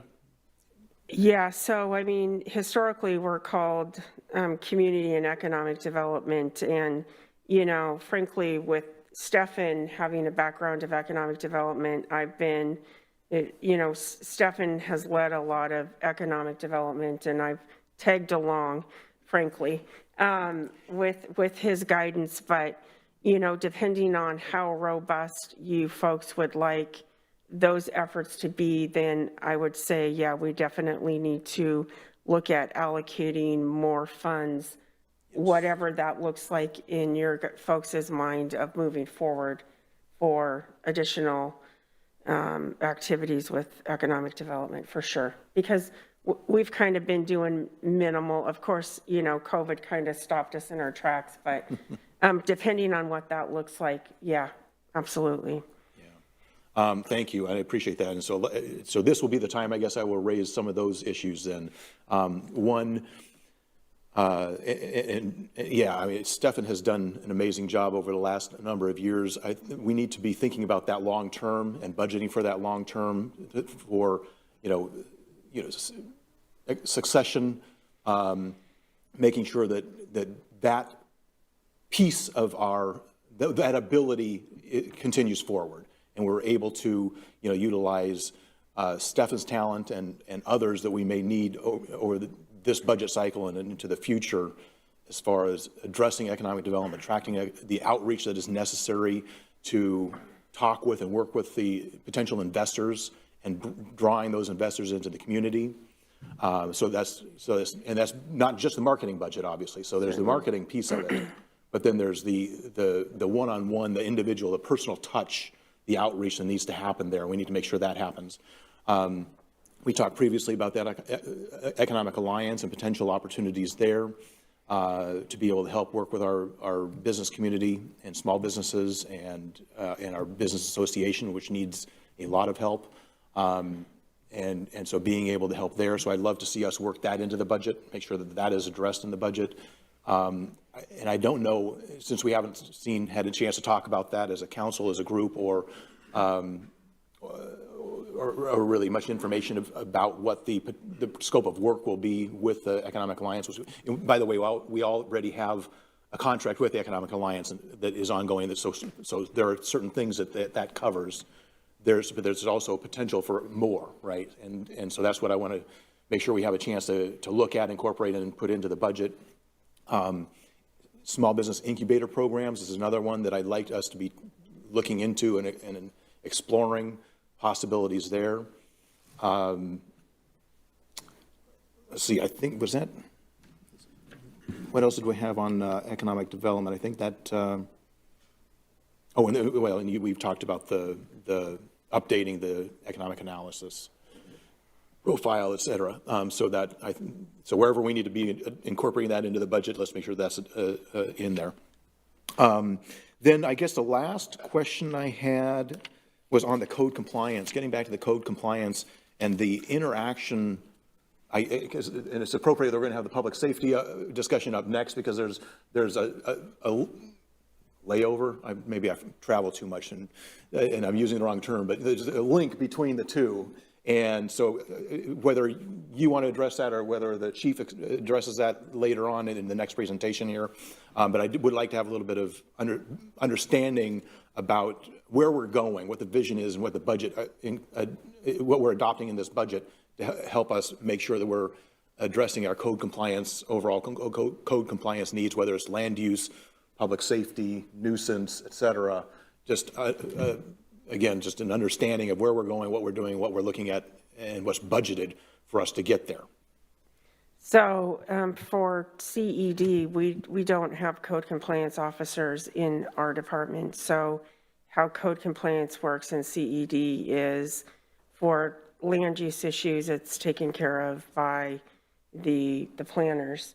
And if it is building compliance, then it has been taken care of by the building official. When we did have an inspector, we had a lot more activity just with eyes on the ground and that interaction where we had a more robust code compliance during those years.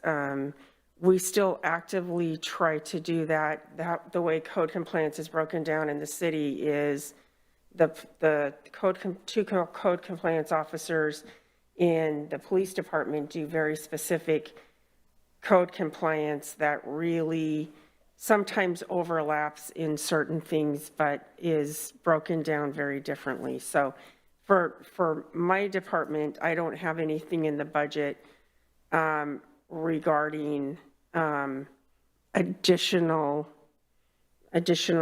funding or what we do right now, which is it's one of your day jobs in addition to what you're doing on a day-to-day basis kind of a situation. Okay. Well, thank you. Yeah, and so obviously we'll talk a little bit more about that when we get to the public safety section. But I know there had been talk about how the interaction between the two, and so I guess maybe Stefan can address some of that as well. Outreach is a huge part of economic development because it's all about establishing relationships. I presented to you a while back where I talked about Christy and I have met with developers we're working with developer now, from New York, who has a massive development plan for next to the transit center. We've had conversations with developers from the Bay Area, Bellevue, Chicago. And then I have also personally reached out to firms specializing in performas for developers to let them know that, hey, I know about this person that is marketing this property or this person who's interested in connecting with someone, because they may or may not know about those people already. So it's really about connecting the dots as well. And so we've reached out to property owners as well, trying to understand what their plans are. And I always tell the development community and the developers that we meet with that anything you say to us is confidential, because we can't afford to have developments undercut by inappropriate conversations. And so, but what we do ask them is it okay? Can we provide your contact information and what your plans might be with other developers or property owners? And they say yes, and then that gives us the go-ahead to kind of start the conversation. So outreach is a huge part of economic development. And thank you. Yeah, I appreciate that additional insight because it is so critical and such an important piece. And making sure that is addressed in the budget for, for the next 2 years and ongoing, and making sure that we're filling that need because we need to, anyway, just want to make sure that is addressed and planned for throughout the next 2 years and budgeted for it. So thank you.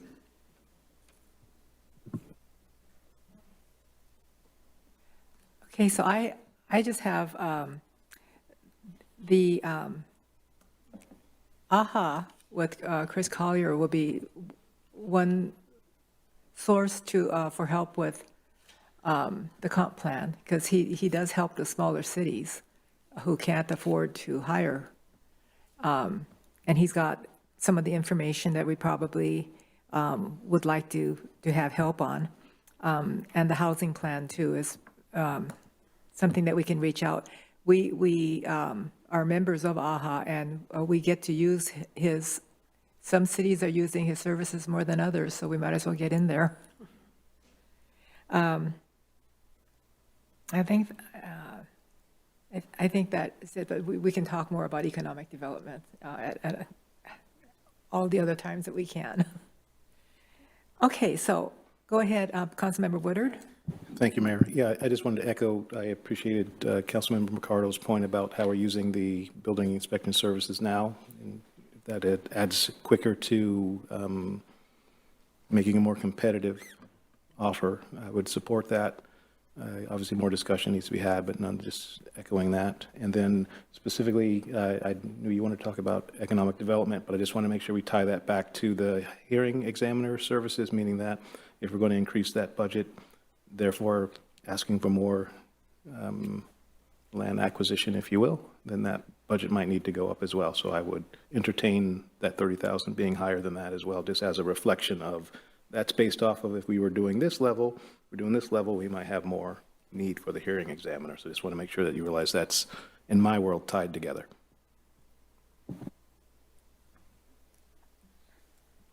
Anyone else? So I guess if do you have anything more? Oh, all right. All right, Wow. thank you very much. Thank you very much.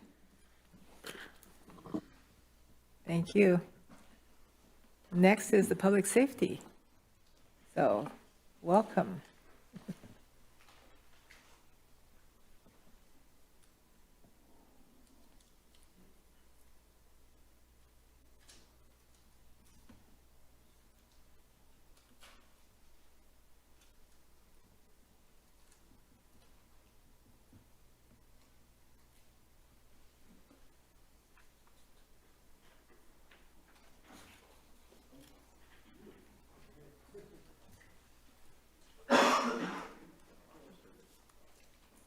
Do we have another one of these so that we can have two of them?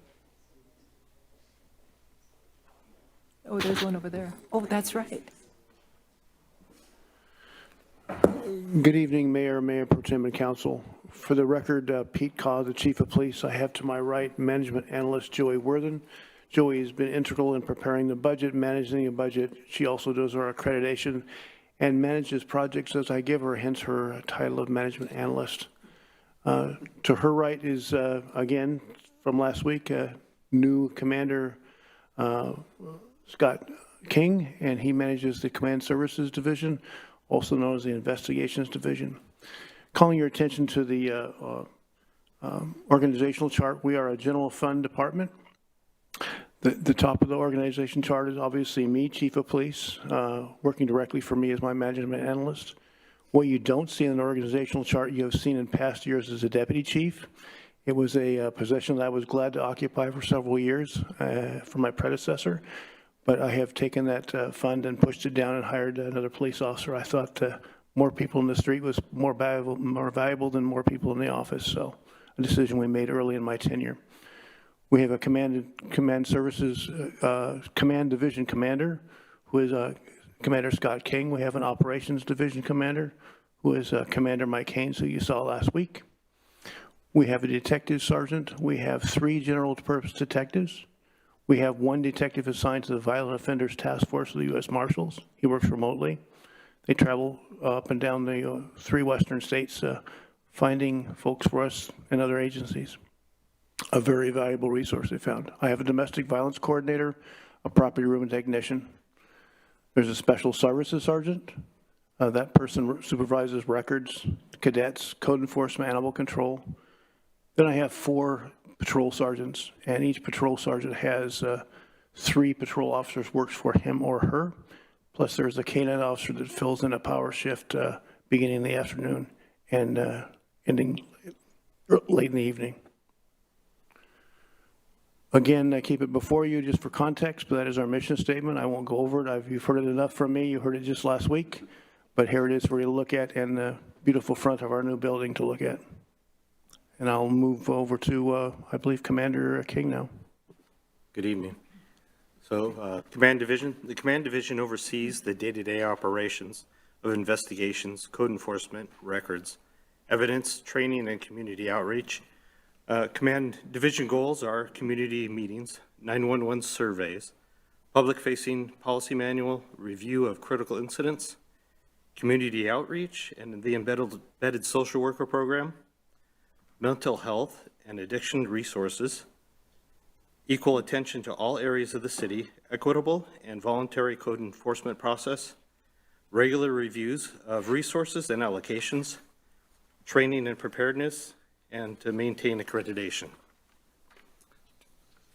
So for the Operations Division, the Operation Division oversees patrol, traffic enforcement, the drone program, the e-bike program, addressing criminal behavior and maintaining a high visibility in the community to deter criminal behavior. The division goals are the drone program, e-bike program, no idle policy, and near paperless record system, keeping parks free from unwanted behavior with e-bike and animal control and foot patrols, positive presence in the community, proactive crime responses, robust training and best practices, high standards for recruiting, retaining, and maintaining professional culture and accountability. The Police Services Division includes code enforcement, parking and animal control, and jail transport. The primary function of police services is addressing code violations which affect the city's overall health and safety of the city. The goals are organization and participation in community events, building relationships and providing services, keeping public areas free from code and parking violations for safe and healthy access to services, responsive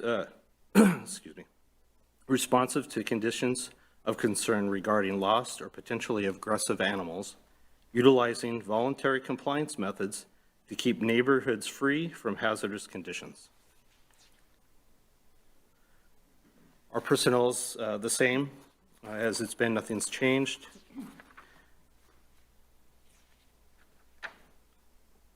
And this is our financial summary, and you can just see the changes from 23 to 24. They're in the green.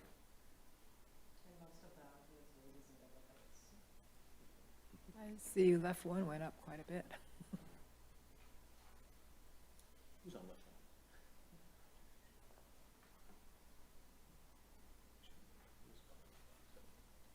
You mean on the committee? Yeah.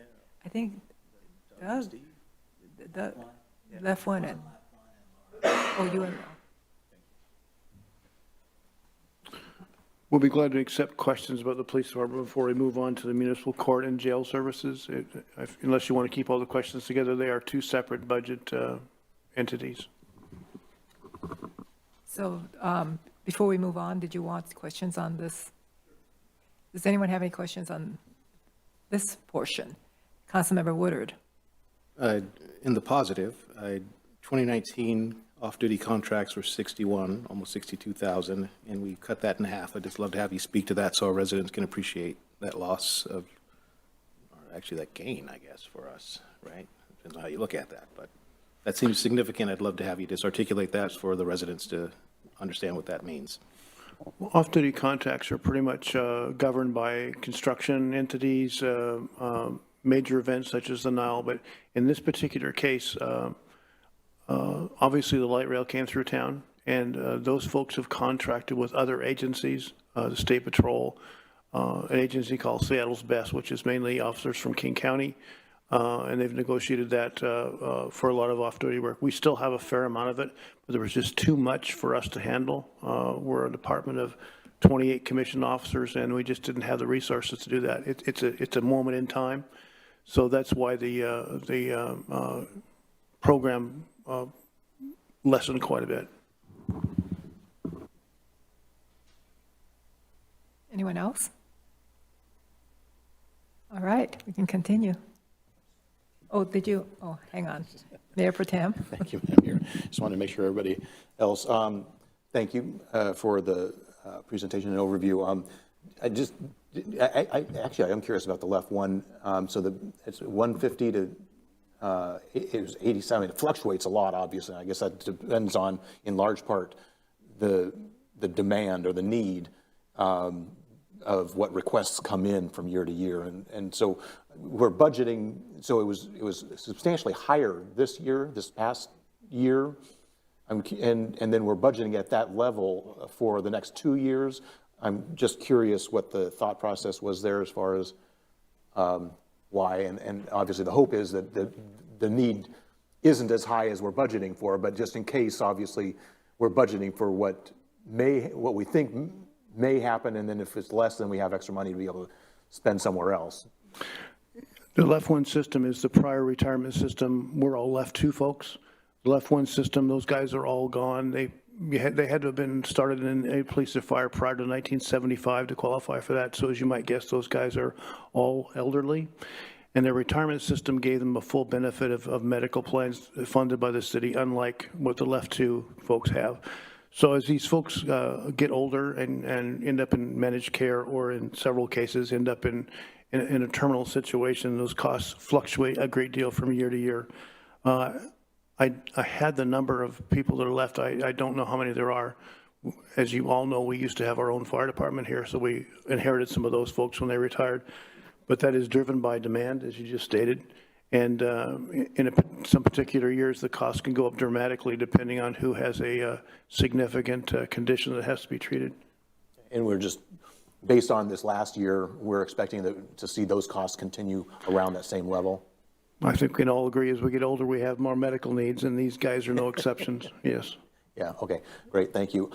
Then let's just jump back to I'm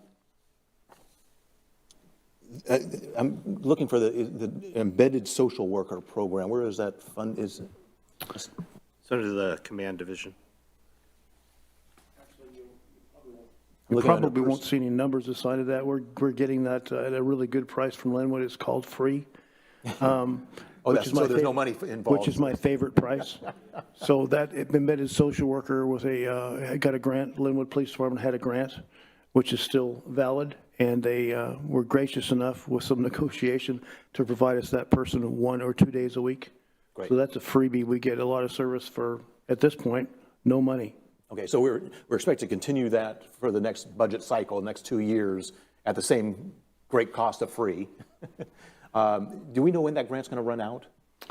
I do not, but I suspect it may run out in 24 or 25. That's my guess. I know it's not going to run out in 23. Okay, good. We probably ought to check into that, so at least we're aware, and then we kind of get an idea of how much it potentially could cost to extend that program beyond, because I think it's a program that we've found to be very successful and is working very well. And so when that funding runs out, we're going to need to figure out what we need to do moving forward. So we just need to start planning longer term on that. And along those lines, are we meeting with that position, the embedded social worker program, 1 to 2 days a week? Are we finding that is meeting the need, or is there an additional need, or do we expect an additional need over the next, for this budget cycle purposes, do we expect an expanded need for this program over the next 2 years? I think we're meeting the needs now. We made some significant changes in how we manage that. The first couple folks that Linwood sent us, one left right away and one was just not a good fit. The social worker we have now is a great fit. And what we have done is assign her specifically with Officer O'Hagan. He was the officer who was in the council meeting last week, I believe. He is full-time with her. They've established a relationship that seems to work really well, and he's a good fit for the work. Prior to that, we were letting her ride with whatever officer was available. That gave all the officers a lot of experience, but I think some people are better at that work than others. So this is a good fit. Okay. Better use of the resource. Great. Look, and we look forward to heering more. I mean, again, just all the work you guys do is fantastic. We appreciate everything you're doing. So, that program, very, very excited about hearing more, and the community outreach in general that we do, I think has shown great benefit to not only public safety, but the interaction with the community and the respect the community has. I mean, you know, we hear about communities around the rest of the country and the pushback and the anger and whatever, and we don't face that here. And the reason we don't face that here is because of your leadership and the staff that we have, the officers we have working for us, and the great job that you guys do, and it needs to be recognized and appreciated. So thank you. So just following up on, so there's the embedded social worker program. Keep us posted, and we look forward to hearing more about how that's working and if there is an additional or growing need. You know, we are hearing more and more about the challenge, you know, economic challenges and the challenges society is facing, and the depression that's out there, and the growing drug and, problems that we're facing and challenges there, all of that has an impact. And so, and making sure that we're connecting people to the services that are available is going to be very important for us to be able to help our community members. So we're looking forward to hearing more about that. And if there's additional need, we want to hear about that to be able to help ensure that we're providing the services we need to our community. I'd love to hear a little bit more about the Cops and Clergy program, and I assume that that is funded and included in this budget, and we're going to continue doing that. And are there additional needs or funding that is needed to ensure the success of that? And the community navigators, is that kind of is that going through the law enforcement, our public safety, our police department, or is that kind of the idea behind that in another area? Okay. So we have to look at that. So I guess that the community navigator is kind of an extension of Cops and Clergy, or just interaction with our community and our community outreach and interaction, and helping to, again, I think importantly, make sure that we're serving the needs of our community from those that are underserved to those that are in need and in need of additional services. So I'd love to hear more about the community navigator program, and if there's. But getting back to Cops and Clergy, which we are doing, that is, just want to ensure that is funded sufficiently in the budget for the next cycle that's being proposed here to continue that, continue that program. Actually, it's been a great success, and I'm going to let Commander King speak to that because he managed that program until just last week. It's now being managed by Sergeant Porter. But we just had a meeting last week, and I'll let Commander King speak of that. Yeah, we actually have some exciting things happening with that. We have another meeting coming up next month in December where we have some training.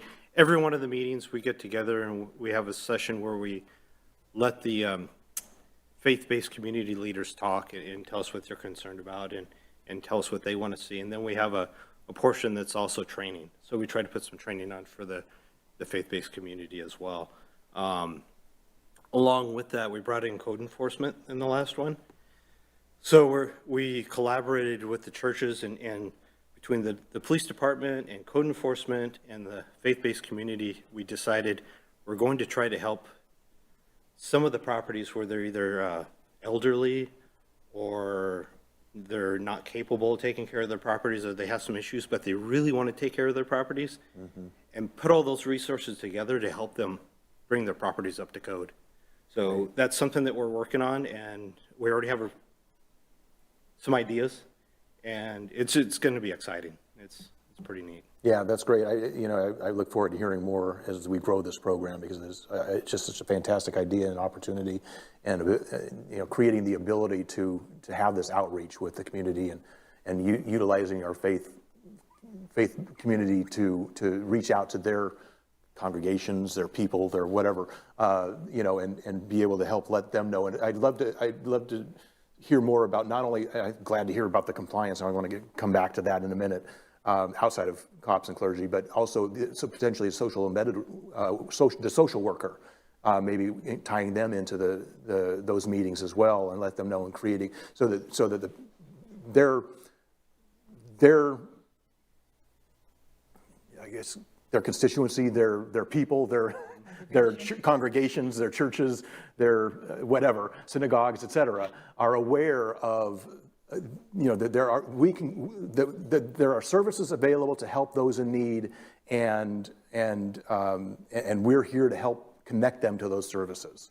So I'd love to see us kind of work that into the program as well. Yeah, and that is one of the purposes of the program, actually. Good. And we did have Kyle O'Hagan come to the same meeting last week. So one of the upcoming meetings, we are going to have our embedded social worker there, so that's in the works. Very good. Appreciate hearing about that. That's great news. All right, so let's jump over to the code compliance and trying to figure out what we can be doing. I mean, you heard from one of our constituents last Monday night, who we've been hearing from for quite some time. There are, we've made great strides, and so I want to commend us all for that. I mean, our city attorney working together with the chief and our police department and code compliance officers and whatever. I mean, we've done some great things, and so I want to make sure we recognize that and appreciate the role that we've done and what we've done, and how that's coming together. And look forward to hearing more about how that's playing out and how we're cleaning up properties and nuisance properties and addressing the challenges that are out there. There are still other challenges that we haven't been able to get to or whatever. So I guess the question is, budget-related question is there a need for, we have 2 code compliance officers, right? I mean, is there, and recognizing that there's a backlog, there's things that, there are a lot of properties that are out of compliance and need attention. And I love to hear about the volunteer program that you're talking about there and reaching out, because there, as you've heard me say in the past, there are probably a lot of people that would like to have their properties, they don't know that there's a problem, but B, they just aren't capable, whether it's mental health, age, physical capabilities, elderly, whatever, they just aren't capable, but they're happy to let somebody else come in and help them address the problem. So I love to hear about that. That's great news. There are other situations where they're more challenging. And I guess, so getting back to the budget, do we have the resources we need, or do we need to budget more resources to help us address the problems that we're facing out there?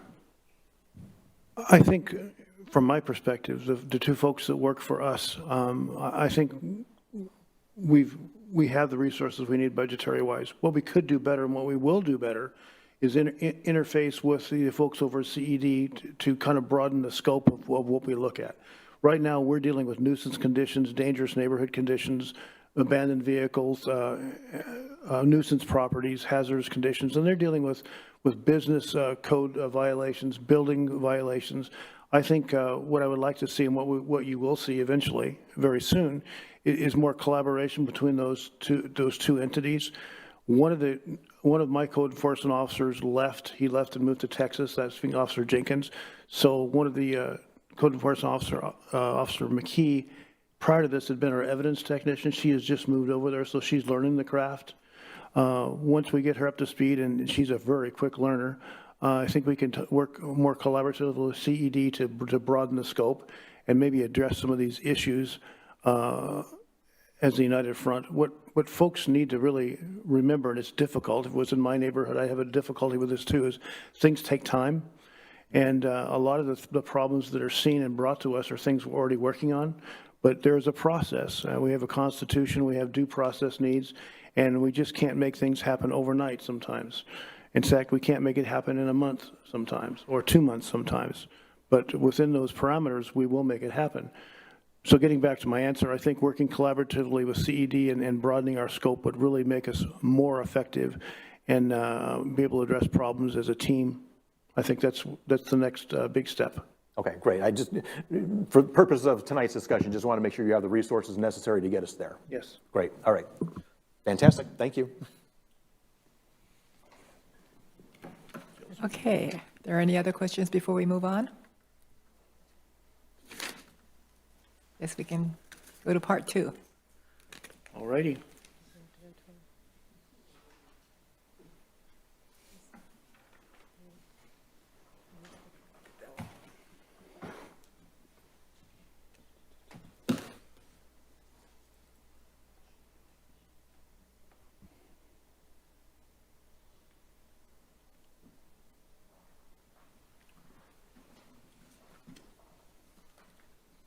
Okay, and good evening. The last general fund department for the night is Municipal Court and Jail Services, and this includes Hearing Examiner, Violations Bureau, which is at the Police Department, the courts who we contract with, and then jail and jail alternatives. The mission of the court and jail services, is to provide fair and equitable adjudication of violations of codes and laws, to protect public safety with appropriate arrest and incarceration of individuals to be held answerable to their actions. The goals: offering community resources as an alternative to choices that lead to criminal activity and consequences, offering civil hearings by mail, offering programs that work with citizens who are without housing and in custody services to address medical and mental health needs, arrest and prosecution of crimes that pose threat to public safety, proactive enforcement of municipal codes to maintain safe and healthy neighborhoods, and fair and unbiased enforcement, adjudication and sentencing, transparency of processes and statistics. And we have one part-time, actually one half-time Violations Bureau specialist who's half-time record specialist, and then a financial technician who does the public defender reviews at City Hall. And we've had no changes in that. And then a financial summary, our largest increase will be the cost of jail services. And most of that is driven by the Snohomish County Jail had changed their fee base a couple of years ago. And instead of having different costs for different services, general population, mental health, and medical, they made a flat rate. And last year, they went to a partial increase to the flat rate, and this year they went to the complete full rate. And then they generally have an increase of 3 to 5% every year.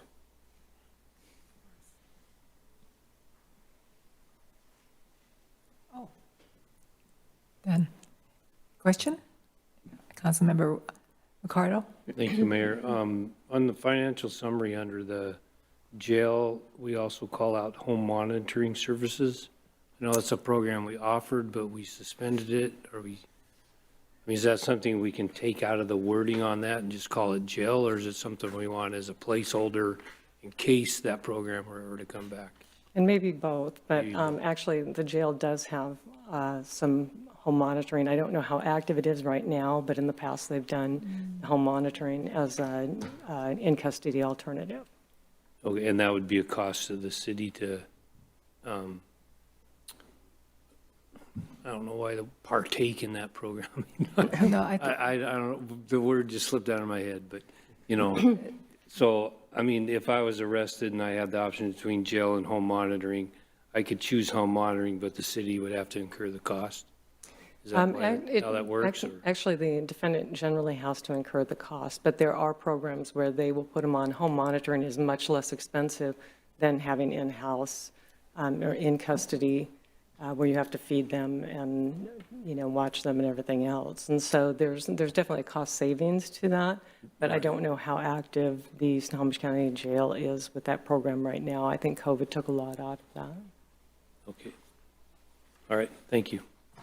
Oh, I guess clarifying the cost, so the cost to us is that they have the option to participate in that, or, I mean, does it cost the city anything? When we ran the program, it was actually defendant paid for their home monitoring, and so it was just our cost was to the monitoring company, but that was covered by what we charged for the daily rate. Okay, thank you. I thought it was a money-making venture at one time. Anyone else? Go ahead, Councilmember Woodard. Having a collective amnesia moment. If I recall, the jail and home monitoring services was supposed to be much higher. Am I remembering that correctly? And we actually were able to advocate and get it lower? Or is that not ringing a bell for anybody? That's why I'm having that moment of collective amnesia. Like, that could be a lot more, is what I'm trying to say. But this is the number that we're looking at. Or was that the decision to only implement part of it last year and then the rest of it now? Yeah, where we're at right now is much closer to what it will continue to be, and then we go up from next year with just the standard increase. Okay, I'm just remembering that was no input from us. That was, here's your bill, if I remember correctly. So just kind of making that clear that wasn't, we said, hey, let's rearrange our decisions here. Right. That was handed to us. We do have an increase in attorney fees also this year and going forward. And almost all of the municipal court budget is contractual. At the county level. Okay, thank you. If I could add a couple things. One of the problems, I don't know how to define it a problem, but one of the situations we find ourselves in is We booked all our misdemeanors at Linwood for a long time. Linwood has now closed their jail and is constructing a new jail, so that's not an alternative. And it was consistently, historically, a cheaper alternative than the county. Obviously, a felony arrest goes to the county, but a misdemeanor or gross misdemeanor arrest, we have the option of booking them locally in a city jail. Linwood doesn't offer that service. They will in a year, I suspect. There are other alternatives in King County, but they're much more expensive. So right now we're stuck with the county. Beyond that, we had remote Eastern Washington jails that we were not booking people at, but we were incarcerating them. You can't book a person in Chelan, it's just too far to drive. But if they're sentenced to, say, 30 days for a DUI, we can have them serve that time in Chelan, which is a lot cheaper to the city than Snohomish County. It was a great service. They would pick them up, keep them for 30 days, and drop them off. But they've since stopped, and the COVID epidemic put that to a stop. And realistically, those jails in Yakima, Sunnyside, and Chelan, and Okanagan have not restarted that program, and I don't foresee it starting. But the problem is there's such a small amount of people that really qualify for that. If you have to come back here for another hearing for another infraction or a crime, they won't bring you back. We have to go get them.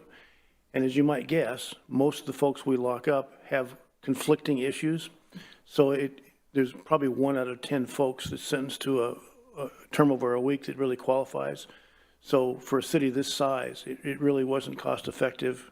For a city the size of Everett, it may be. But I'm looking forward to having a discussion with those East Side jails in the future to see if they will start the program, because it was a good program.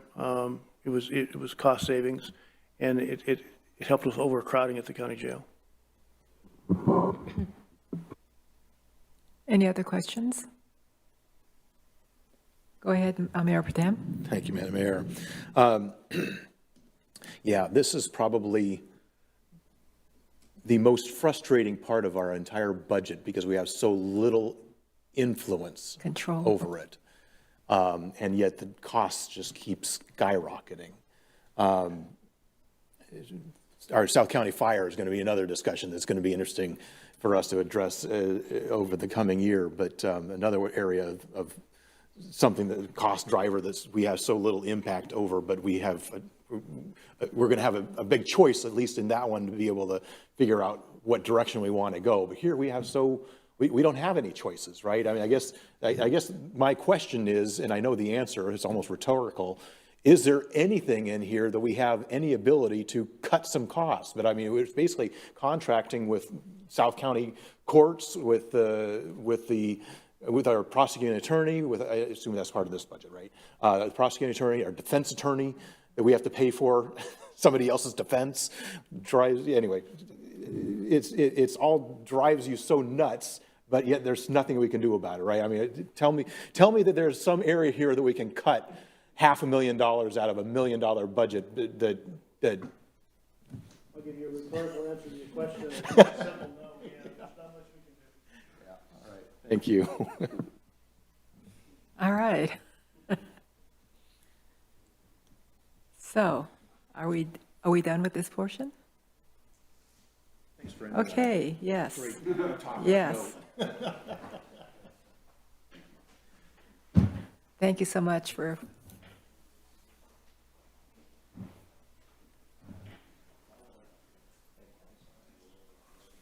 Okay, so next will be council comments. Excuse me, does anyone have any council comments? We do have, go ahead. Yeah, I'd just like to revisit quickly, statement-wise, about the commissions and just say that now that we have a better outlook in 2028, that I hope that would reflect back at looking at giving all of the commissions an actual operating budget, not these workarounds or these expectations, and tie that to this idea that I know a number of nonprofits actually have, I'm going to call them guns for hire, which are grant writers, where they work often hourly, and you point their shoulders in a direction and say, go. And to say that might be something for us to look at, both in the short term, to establish relationships with funders, which is about 90% of the work, not just the writing, and then kind of recognizing that then if you have that pool of folks, it might get easier to raise money in the long term as well. So not just coming out of a city budget. Okay. If there are no others, I will have Andrew speak. Yeah, Mayor and members of council, if you don't mind taking one and passing down, this is a letter that the mayor received today from a PR firm that's working on behalf of both public and private sector agencies throughout the county with the request that we join a number of other mayors and have our mayor sign a letter of support that would go to our legislators to encourage them on behalf of this Public Safety Coalition, again, including a bipartisan group of 15 Snohomish County mayors is what the letter refers to in the first paragraph. And then if you go through the subsequent paragraphs, it essentially talks about reviewing the Blake decision and the new police pursuit law, and attempting to reestablish accountability in the system so that law enforcement can take enforcement actions, including custodial action or arrest under certain circumstances, which was curtailed fairly significantly by recent legislative changes, to create court-driven solutions to prescribe treatment and services, to emphasize and stress the role of courts, not the legislature, but courts, to provide cities and counties with a portion of the opioid settlement funding with a local match so that it wouldn't all go to federal and state sources, and then also to ensure penalties are available for imposition on repeat offenders or those who refuse help, since in many cases, as you're aware, help is being offered, but if certain people refuse help, this suggests that there be new policies. So I view this as a helpful group of people looking for a coalition to support public safety. I think the chief has reviewed it as well and concurs. And this, as is often the case, the request is saying that can the signatures be signed or attached to this letter by November 9th, which is actually today. So there's a little bit of pressure in terms of the time. But I think I won't speak for the mayor, but I believe she was concerned that we ought not to be the only city that's not participating in this letter. And so she was wanting me to present the letter to all of you, so there might be some discussion as to whether we should sign on. I don't believe personally and professionally that the letter commits the city to do anything. It's simply a request to review certain policies on behalf of public safety in the community. So there's no financial liability attached to this letter. So if we're fine with signing on to this letter, I'll set it back tomorrow. I don't know if I actually sign it or they put the... No, there's probably some electronic way to do this. I'm sure we can contact them in the morning and figure out how to join the others. I doubt that they're wanting a physically signed copy. But okay. I think the purpose of tonight, I know this is not a regular meeting, it's a workshop. I believe that the mayor is asking if there's a consensus among members present to do this. So do I, well? I think this is something you'll have to make a motion on. Well, then, if you wish, as you wish. Go ahead, Mayor Pro Tem. Thank you, Madam Mayor. Move to allow the mayor to sign on behalf of our city onto this public safety letter. Second. So it's been moved and seconded. Do we need to, can we just say aye or do we need to? Okay. All in favor? Aye. All opposed? So motion carries.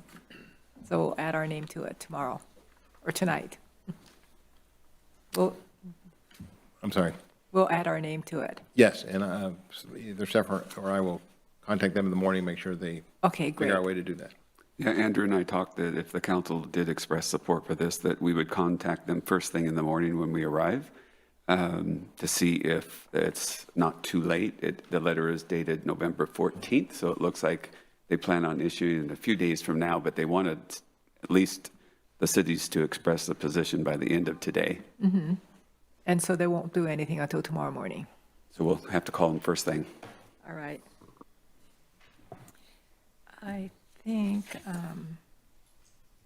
oh, and then we probably need to excuse Aaron at least. Have we heard from Councilmember Sonmore?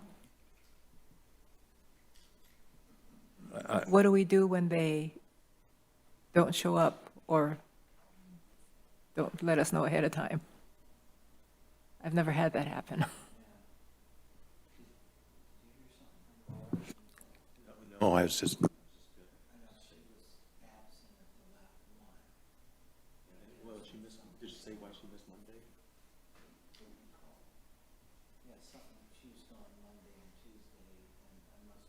Yeah, it's probably just the same. Well, I'll just. I think we did get a text, I believe, from Erin, at least I think that's who it's from. Yeah, she that was said she unavailable. couldn't, she tried to make it, couldn't, and asked to be excused, and looks forward to seeing everybody tomorrow. And but she'll be here tomorrow, is that what you said? Yes. Okay, so you're just going to do Aaron, or? I was going to do both, just because, but, because I was assuming, you know, she missed Monday and last Thursday, right? And so I'm assuming that it's probably something, but do we remember what the reason was for Thursday and Monday? And if it's, you know, I don't want to, the public. I didn't have you a know, reason. There wasn't a reason stated, but she said she would in particular miss those two, but did not mention today.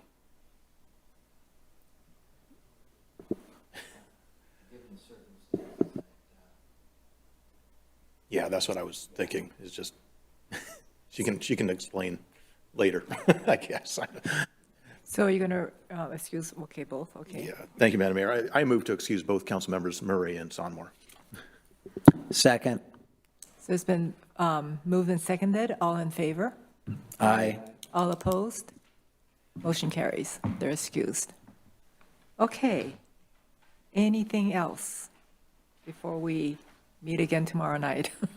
Just a reminder, I think I mentioned this before, tomorrow evening, at tomorrow evening's workshop, I'll have to be remote because I had a previous commitment with someone out of town, so I will be present, but I'll be up on the screen rather than sitting here. All right. I will be here.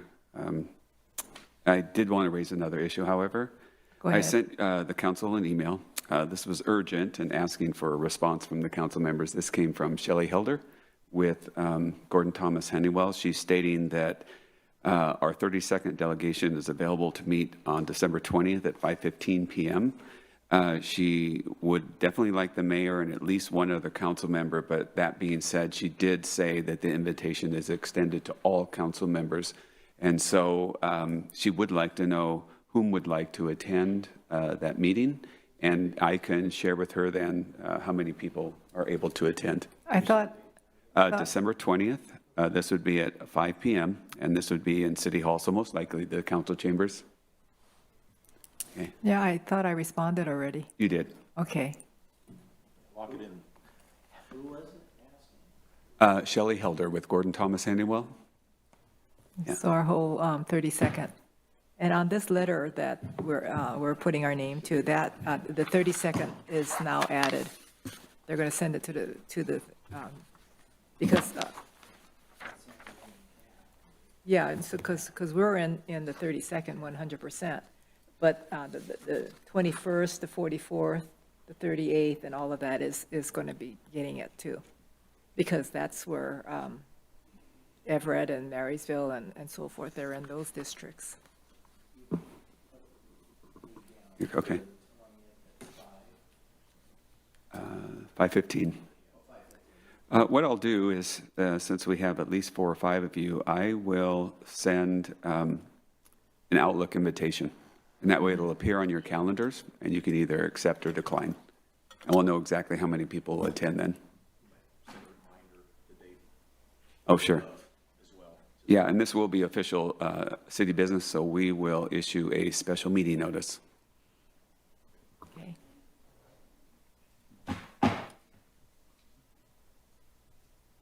All right, anything else? You have one more thing? Just for the public, just to let everyone know, tomorrow night we do have 2 more presentations related to the budget. You'll be receiving presentations from Parks and Rec and also Public Works. That meeting does begin at 6 p.m. And lastly, I hope that the council found that the way we have formatted the presentations and the content and the sequencing within the slides, I hope you found that to be really helpful this year. It was understandable. It didn't have a whole bunch of numbers. It didn't have 100 pages of numbers. Except that's what I'm waiting on. But then we have some people who love the 100 pages of numbers. All right, so we are then, if there's nothing, then we're adjourned. Recording stopped.